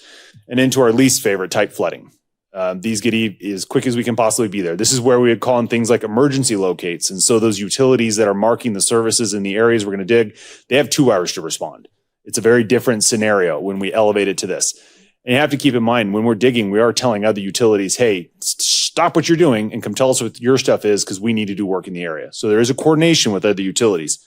We already do that when Alla was in town. We would mark service lines. We would mark the laterals. We told them where stuff was, and it's kind of the same thing throughout the industry. Telecom, energy, we're all doing the same thing. Okay, now you're getting a sense of when we're talking about our water mains, when we're talking about our service lines, and the various response strategies that we have. This is a picture of infrastructure. And as you can imagine, not good infrastructure. I'm going to point out in this particular one, this is not old infrastructure. This is some of our 4-inch PVCs that we're having the largest problem with. This seems to be more of a manufacturing defect than anything else because it is very common in specifically in cul-de-sacs. We see a lot of this. So one of our target areas, which we'll show later in this presentation, has a lot to do with 4-inch lines because they seem to fail the most. It does seem to be this particular type of pipe, though. So again, it's an issue we're aware of and are addressing fairly regularly right now in our plans. All right, we're getting some background. We're a little bit more into what we have going on. Nobody's fallen asleep yet. So now we're going to get into numbers. And I want to talk about the budget and how the budget works. Keeping in mind that the water division is for all intents and purposes, a simple explanation is a business the city owns. It means that it is not a taxpayer funded part of the city. It is a ratepayer funded part of the city, meaning the people who pay for it are the people who use it. So if you're not receiving Lake Havasu City water, you're not paying for it. That I think is a very critical thing when we're looking at the budget, because I'm going to actually go into the budget in a lot more detail right now.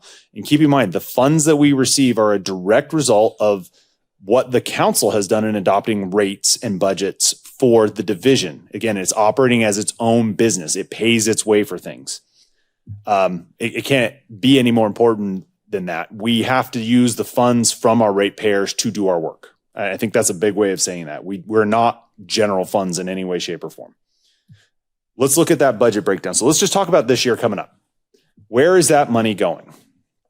People always want to know, man, you guys have this, we heard a lot of talk about $300 million budgets in the budget meetings leading up to it. That's not the water budget. The water budget is about $40 million. That's what it is. That's what we have to do all of our wages, benefits, pay for the electricity, pay for the services that the city provides to us, as well as our capital improvement program. So in this breakdown, you're seeing where that money goes. We spend about 14% of our total budget on wages and benefits. About 10% goes to utilities. Utilities in this case is us paying our electric bill. This year's electric bill was $3.5 million. Just to give you a scope of what we're talking about, that's how much money we had to pay Unisource to move water through this town. Not a lot of money in vehicles, very small contingency for this particular one. 52% of our budget is the capital improvement program. So the majority of our money goes towards that program. But we have to think, what does that program trying to do? We saw a map earlier. We saw production elements, we saw treatment elements, and we saw distribution elements. We do not have a single piece of infrastructure that we can ignore. That is not an option. We must provide reliable water service to the entire community to the best of our abilities. That means we have to set priorities, and our priorities come into, I'm going to categorize them as 6 general topics. We have our water treatment plant. We have our well system. We have our booster stations, water tanks, metering right now, because we are spending a good amount of time on metering right now, and then our water mains and service lines. We have to think about the entire system. So we can't just focus on one of these. We really have to take a wholesale approach at what does our system need to maintain its reliability into the future. And when you look at that and you break up that 52%, and right, we're changing the pie now. We're just talking about the CIP budget, which is around $19 million. These are the pieces that we're going to attack all year long. The font's a little small, so I'm going to point to a specific area right now. That's the water main portion of this budget. If it's not clear enough, I'm going to put a nice little sticker on it as well. 24%, a quarter of the dollars that we're putting towards our CIP project is going towards water main replacement. And then right next to it is actually the metering infrastructure. We're spending $1 million on metering infrastructure. These are very important critical elements. We need to collect the correct amount of revenue, which is going to be seen through having more accurate meters, and we need to not lose the water to the ground. Everybody who's seen a monsoon in this town has seen an inch of water drop, and 2 hours later, you can't find it. It sucks up. Our soil will suck this stuff up. That means smaller water breaks or water leaks we may not see for years. We know that, but that's why we have to address our system as proactively as we possibly can. But this is giving you a sense of where our direction is going into the next year.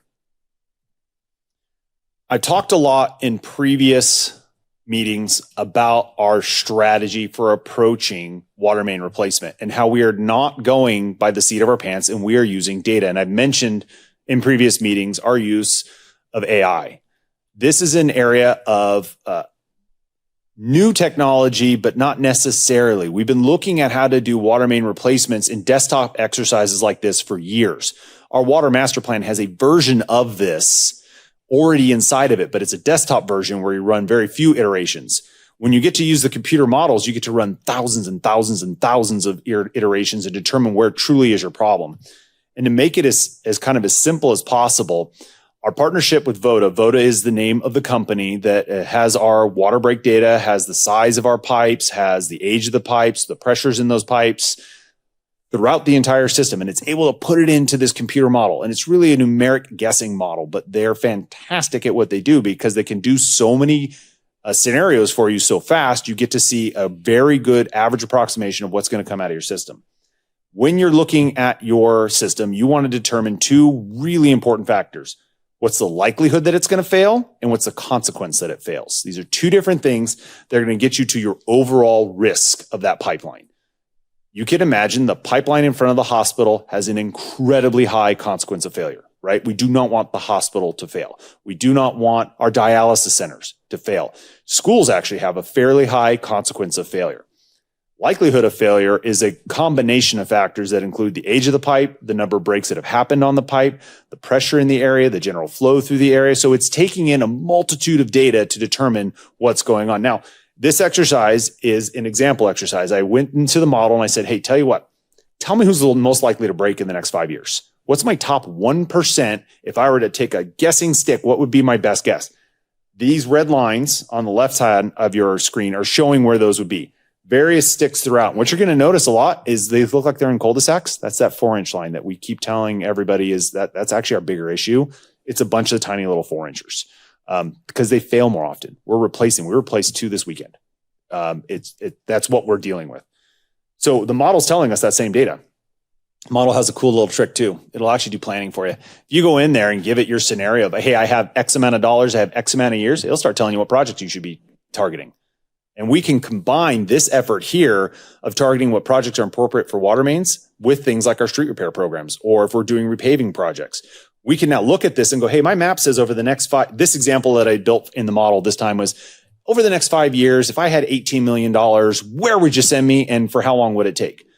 We do have the ability to manipulate the model as we see fit, meaning we can change the cost of pipe. If pipe goes up through the roof, we can change it inside of the model and say, instead of $200 a linear foot, it's $300 a linear foot. We can go in there and say, hey, we want the consequence of failure of any road that's been touched in the last 5 years to double. Now it's even more important that those don't break. We need to know that beforehand.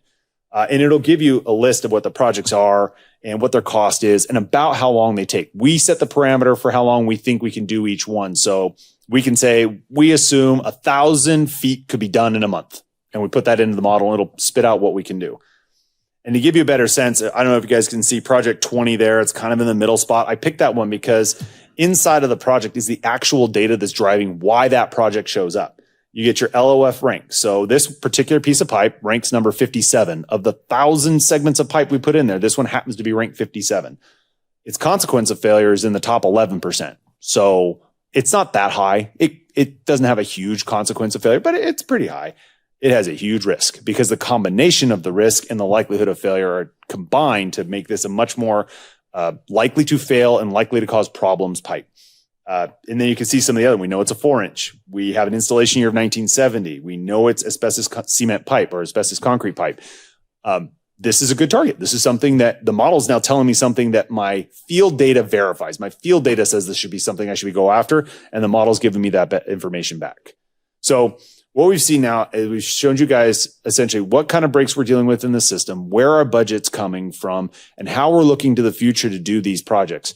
And now you're saying, well, great, you guys have a lot of magic and numbers in front of you, but what are you doing with that? That's where I want to go to progress. One of the things that the council did was approve a 5-year rate plan. And when you did that and it came into effect in November of 2023, we took action.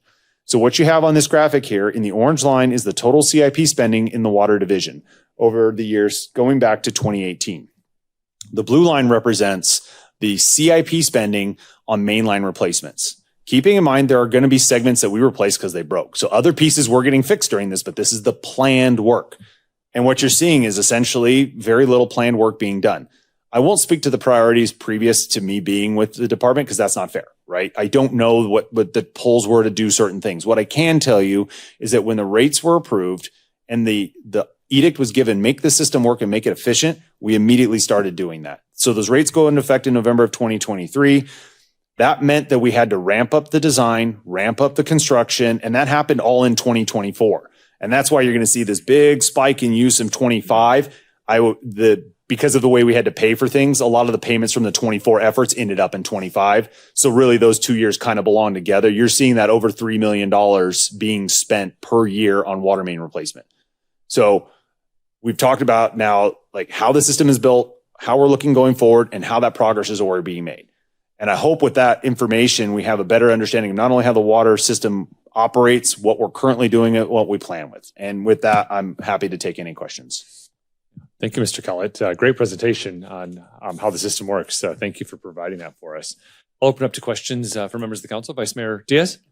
Tim, can you go back to that one slide where it had that 4-inch, that blue pipe with the smile? Yes, sir. One that was smiling at us right there. It is smiling. I hadn't noticed that before. Thank you. I know. What is that material? Oh, that's polyvolychloride, PVC. Okay, so what do you guys think what's caused? You said it's happening a lot, but this is newer pipe. What do you think is causing it? It was too thin-walled. Too thin? Too thin, yes. Okay. Interesting. Okay, and then you said water loss, the 8.9%. Is that just from from the leaks and the breaks? That's what the loss. That's the main driver for that. 8.9%? It's the main driver. Part of the thing that we have been doing implementation wise is we actually had really old meters on our wells to begin with, so that led to some of the inaccuracy. We've actually changed that. Every one of our well meters now are brand new and they're reading much more accurately. So we picked up some of the losses there. The meters really, we have many meters in town that are far over the 10 years that you would replace them at. There's some inaccuracy sitting inside of that as well. General leakage, yeah, I would attribute almost the entire 8.9% to the system kind of leaking. These breaks, though, that's probably going to be a 10 to 15,000 gallon leak that we're going to lose. And we try to estimate those as best we can, but you're guessing. You don't know how long it was broken for. You're trying to take the best guess you can. We are trying different technologies with pressure sensors to find these even earlier if we can, because a lot of these, we don't see them. They happen in the middle of the night and we report as fast as we can, but it's an hour and a half before we can really have it turned off safely. Keeping in mind for those who are not water operators, you can't just like turn it off. If you just turn off a system, it causes something called a water hammer and you end up breaking somewhere else in the system. So you can't just shut it off. You have to slowly turn these things off, and otherwise you cause issues otherwhere in the system. That particular one, yeah, there's more weeping, little leaks all over town for sure. We're going to chase as many of the things as we can, but you'll never find all of them. No system ever has. That's why the industry standard is to be below that 10%. Okay, so would you say, just objectively, so to say 2020 to 2020 and 2022, so those 3 years versus 2023 to 2026, are we having more? The perception is we're having water main breaks all over the place. And we're chasing it. Would you think, is that true? Are we having more water main breaks than normal? So I would actually go with, I can't answer that because the data really doesn't support that right now. The average number of breaks per year has stayed fairly consistent as far as the work order data is concerned. The problem I have with answering that more fully is we did not do a good job previous to 2022 of identifying service line breaks versus mainline breaks.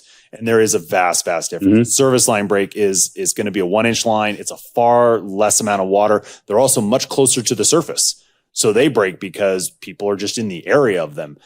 Main breaks, it looks like we're trending down now, but there was definitely an increase somewhere around 21, 22 where the 4-inchers just really started popping on us. And I'll go back to, I think we had last city council meeting, we had that paradigm flats we were talking about on Swanson. I think you made a comment that someone brought up, well, why aren't we having the developer replace the water main there? Because there's going to be a lot more pressure if we add 68 units there. And you said that right now the data shows that line is okay. Yeah, and it's the opposite. The pressure is going to decrease because you have more people taking off, so the pressure is going to go down, not go up. Okay, fair enough. And then what did you say that the annual water budget was? 40 what? It's about $40 million. It's $42 million this year. And 24% of that was, what was that 24%? So it's 24% of the CIP money. So the CIP is set at $19 million. 24% of that, $4.5 million, is going towards water main replacements. So if we're doing quick math, that'd be about 12.5% of the total budget is going towards that. All right. Thank you, sir. Great presentation, by the way. Very, very, you're welcome. Very good. Yeah. Question. Yeah, Councilman Dolan. I know, like I said, is there a solution to these pipes? I mean, we know we're in cul-de-sacs. I mean, I know it's easier to pull up asphalt in there, fix them, and put asphalt down because it's a lesser area. Is that the option, or is it? I know I've seen it where they like put the lining inside and they reline a pipe. Is that something like this that we can use, or is that not even a? No, it just those linings that you see, those typically are in sewer pipes because you don't have a water quality issue. The liner inside of drinking water pipes is not something that is done. Oh, okay. So what is do we just wait for them to happen, or can we get into the cul-de-sacs and fix them? Or? Yeah, fixing is replacing. Unfortunately, for when it comes to water systems, it's replacing. So it's knowing where they are and replacing them. Well, thanks. One more question. I'm sorry. Vice Mayor Diaz. If we've determined and it's proven that this is a manufacturing defect, Do we have any recourse to the, nothing at all? No, because it's speculation on our part because it happens to be the same pipe that keeps breaking. Yeah. There's nothing we could do to go back and say, hey, this thing that was installed 20 years ago, you guys now owe us for. We don't have a way to do that. All right. Councilmember Campbell, did you have? Yes, I did have a question. I have seen this before, and I have seen this in brand new homes that I've built with pipes that are pretty equivalent to this. It's because the contractors are dumping very sharp and heavy rocks in there instead of putting proper soilage in there or pea gravel. And thank goodness we find it soon enough before the whole house is built. But I know for a fact when we didn't put base down before we put our roads, why you can find some streets have a lot of cracks all over them. Others don't. And my husband says, if you take a blade over the top of some of our very, very sharp rocks in town, they flip right up and then you put asphalt on them. Where it's rocky, we can definitely tell you exactly why the asphalt is cracking more than other places that it's not as rocky. It's very easy to see and identifiable what happened. And so when I see this, again, I don't see us being able to go back to a manufacturer. I wouldn't have been either. I'm sure if I was the manufacturer, I'd look at that and say, I'm curious about your install. What did you put in there? And then you're putting asphalt over it and compacting it. These are how these things crack. So are you noticing a certain area? Like, was there a change in our installation on some of these, or are we being, because I will tell you, some parts in the city are super rocky and it makes a lot more work for us as well as graders and installers and stuff. So have you noticed that it's in rockier areas? And the way we can identify that, you can look around the neighborhood and see if you see a lot of stress cracks throughout, crack seal, a lot of crack seal. That's what we're recognizing. Find the crack seal. You're almost going to be finding a lot of these breaks. Yeah. So I think you brought up actually two very good points. One, bedding pipe correctly is so important. We have, with the streets department, actually really are embarking on a new way of doing compaction testing to make sure that we're putting it back as best we possibly can when we do these things. We're trying to hold contractors to the same standards of compaction testing. It is incredibly important that you bed pipe correctly. Otherwise it'll bend, it'll flex, and it'll break. As far as rockiness in certain areas, no, I can't speak to any, this area is worse than that. Our soil's fairly consistent in that it's inconsistent. Right. You dig one area, you hit blow sand, and then you dig literally 5 feet over and you hit the biggest rock you've ever seen. We're oddly consistently inconsistent. I agree. And it is frustrating for myself as well as when the subs are they're just going quickly in there and they end up throwing a bunch of rock in there. They really do not realize the long-term effect that they can have on people's showers and drains and so on and so forth. So that's the first thing I thought of when I saw this. I thought maybe a possibly installation issues, but you're saying that you're noticing that the pipe seems just generally thinner than the newer pipe that you're buying in. Yeah, generally thinner. And the other thing that we believe there's a weakness somehow in the pipe is that we seem to get more during the summer because the heat seems to do something. Like, so the rapid change in ground temperature seems to have an effect. Again, this is more anecdotal, us kind of noticing it. We don't get as many breaks during the winter. It's cooler, we've assumed. Water demand does obviously increase during the summer. It tends to be more irrigation based. So it's in the middle of the morning, kind of like let's say it's the middle of the morning, because that's when we're working. 5 a.m., 6 a.m., that's when the pressure fluctuation goes up. At 3 o'clock in the afternoon, when actually there's not, the water usage kind of goes down. And I would recommend the heat of have you ever turned on your tap water and see how hot it is in the middle of the summertime? When it's hotter, it actually expands. And so who knows? I'm not an expert. I'm not an engineer, but I do know a little bit about these pipes, and you definitely got to be careful when you're installing them. I appreciate your expertise. Every question that we ever ask up here, you have a quick response. You are highly educated. I would love to know how you say this is not a capital issue, like we can't do capital influx into our water department. And I would like to ask why not occasionally, maybe to catch us up a little bit, to give some relief. I'm sure we can actually put funding into capital improvements to help this out. I understand that it's an enterprise fund and ratepayers have to pay for it, but we've already identified some situations that were unexplained. Why is the pipe breaking sooner? Why did we fall behind when we did? It's really hard to expect in the next 5 years all the ratepayers to catch up due to the possibility that maybe this is no fault of our own, other than proper supervision, because I wonder how many of those were broken based on not properly installed. I appreciate you being in this seat. I look forward to seeing all that you can do for and I appreciate you. Thank you so much. Welcome. Any other questions or comments before we open the public hearing? All right, this is a public hearing. Would anyone like to address the city council on this item?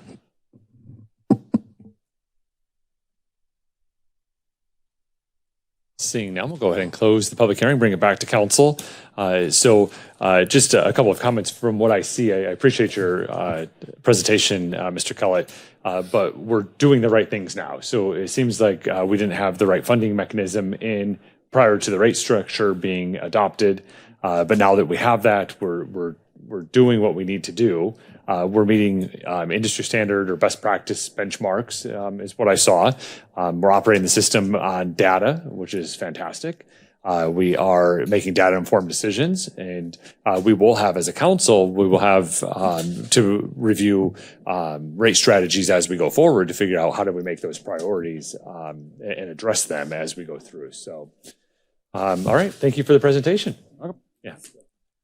All right, we'll move on to item 8 on our agenda. That's the call to the public. This is where citizens have an opportunity to address the city council on items within the jurisdiction of Lake Havasu City that are not on the agenda. We can't have a two-way conversation, but we can listen intently to your comments. And if you would like to address the council during call to the public, please make your way to the podium and state your name for the record. And we lost Mr. MacIver on e-bike, so hopefully we can catch up with him at a different time. Yeah.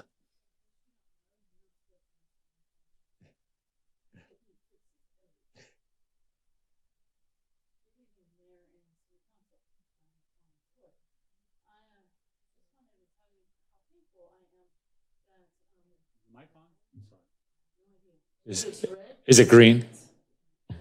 There you go. Oh, there it I is. think it might be. I think it might be. Thank you.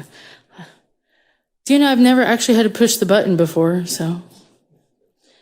And yes, I just want to say thank you very much for the last few weeks of the budget meeting and how the splash pad became a really remarkable issue for everybody, and that somehow someone decided at Parks and Rec Department to make the splash pad at the Aquatic Center free for everyone to use for the whole summer, from July, August, and September, all summer long. And I just wanted to tell you that is a really amazing thing, especially since I know you heard from so many mothers who were really concerned about that.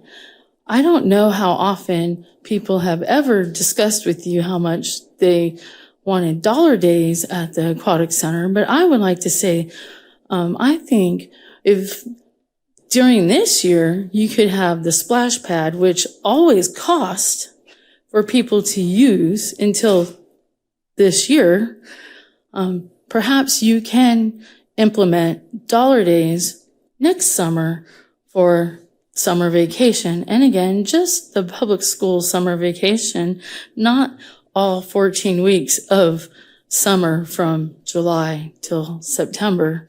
I just wanted to suggest that once again, because how passionate I am about making the Aquatic Center a fun place for families to go to and to brag about going there.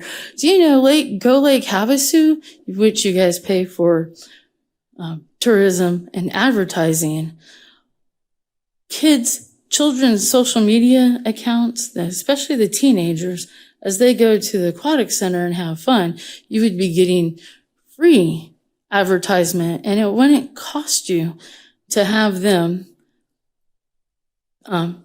paying for ads, because their posts on social media would give you that complete advertisement at a much cheaper cost than Go Lake Havasu. Thank you. Thank you. Would anyone else like to address the city council and call to the public?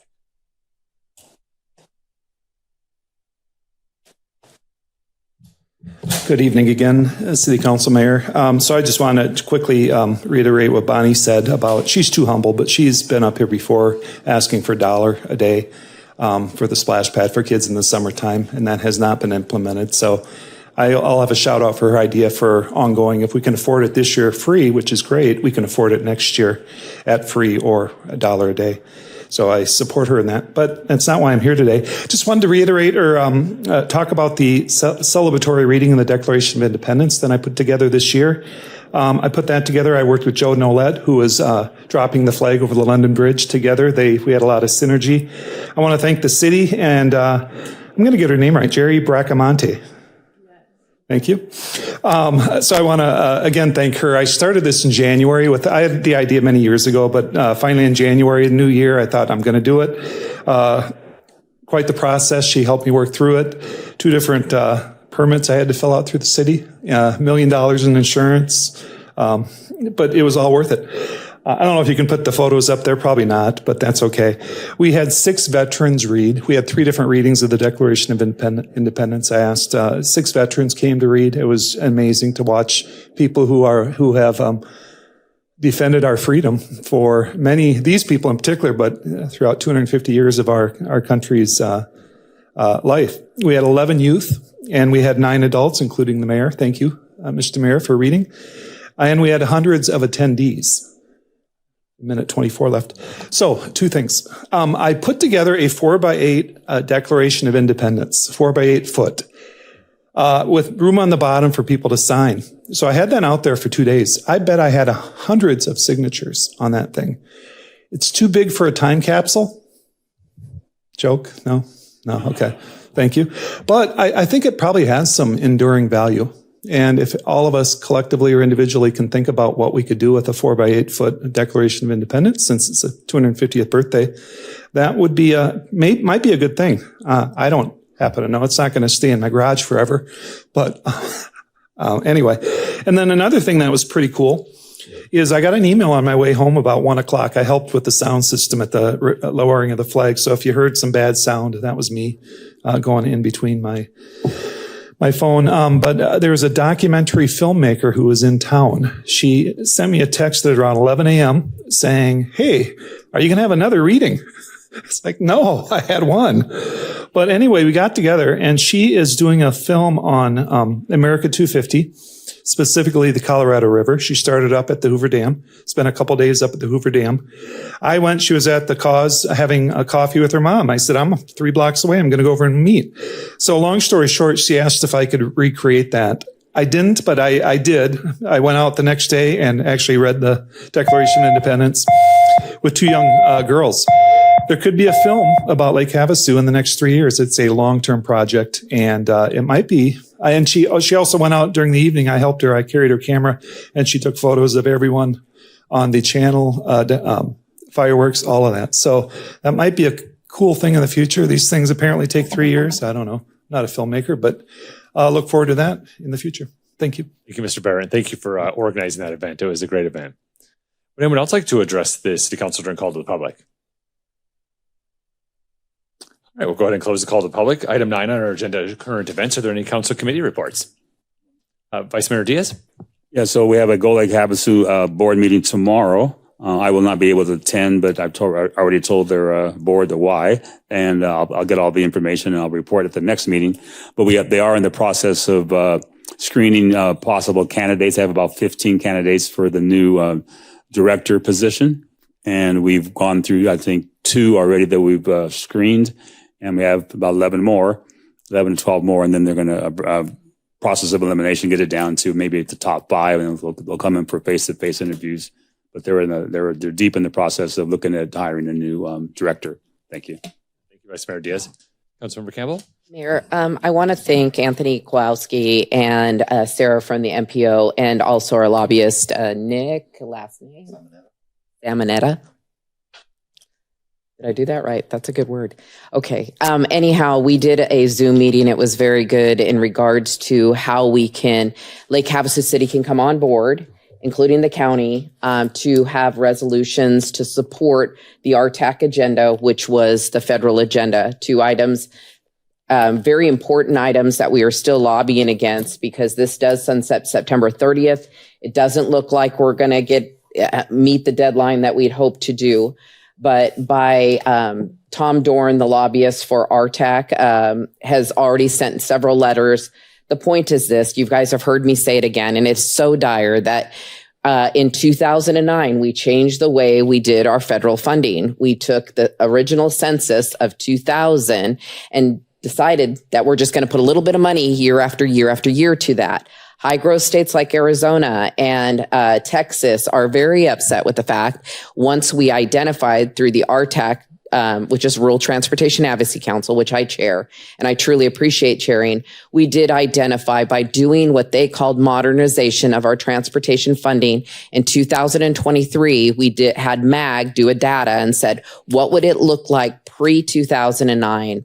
What would our funding be in Arizona? For the closest data we could get was the 2020 census, which we all agree we do a horrible job filling out our census in Arizona. I'd really hope moving forward that we can lobby for the next one, that everybody pays attention how important this is to get our funding back. But in 2023, we lost $198 million in transportation funding just in 1 year in Arizona. To me, that is highly important. And we are talking about reaching out with you, Mayor, and the Tri-City Council to get a resolution to our legislators, the state of Arizona, all of our legislators, that we don't want to be a donor state any longer. We do not have much time. Like I said, September 30th is our deadline. The other thing that I found while digging through a 1,005-page document is an item in there that was kind of brilliant. It was called the PROTECT Act. In the PROTECT Act, it had $800 million in it. Out of the $800 million, I understand $200 million went back to the federal government. In that PROTECT Act, it was supposed to include environments with an extreme heat index. I haven't met an engineer yet that didn't tell me that Lake Havasu City doesn't partake in being extreme heat index. So again, I appreciate the support from the city to come on board and to help myself and RTAC and many other legislators, including Sinamani and Biggs and Gosar. And, the number is pretty big of us starting to say, hey, we want at least our fair share of funding back, that we want to take it back to pre-2009. And so anybody that can support us in this, I do appreciate that they did come to the table. We are starting to have the conversation. I hope it's not too late. But I think anybody that's in a fast growing state should be fighting alongside us. But there you go. It's exciting. I certainly hope something happens, and we have changed some of the verbiage for the PROTECT Act to be stronger. The only problem with that is the current summary said that they used to be 50% to rural Arizona would go to all the grant funding was available, 50% would go to rural Arizona. The other 50% would go to metropolitan. What we found out in the summary, they were sweeping it all into first come, first serve, which generally means rural transportation is lost because we don't have the grant writers. But in this case, I hope that all of our grant writers and our staff are on board, because if it goes into effect, it will be 5 years. And if there is anything to do with extreme heat index, that we can get federal funding to help us with some of our roads and some of our infrastructure, I certainly hope that we're all on board. But thank you. I know that was long-winded. That's what I do, but it's a lot of information in a short period of time. Thanks. Thank you, Councilmember Campbell. Are there any additional council committee reports? All right, item 10, our future meetings. Our next meeting will be on Tuesday, July 28th, 2026 at 5:30 p.m. It will be a regular meeting. And then on Tuesday, August 11th, 2026 at 5:30 p.m., we will also have a regular meeting. Item 11, are there any future discussion items? Mayor. Councilmember Campbell? Any direction on that resolution that I had went through your office to get? In regards to rodeo? Yes. Yes, I can get with you this week and we can have that discussion. Okay, thank you. Yes. All right, item 12, we are adjourned. Thank you for being here. Be kind. We'll see you next time.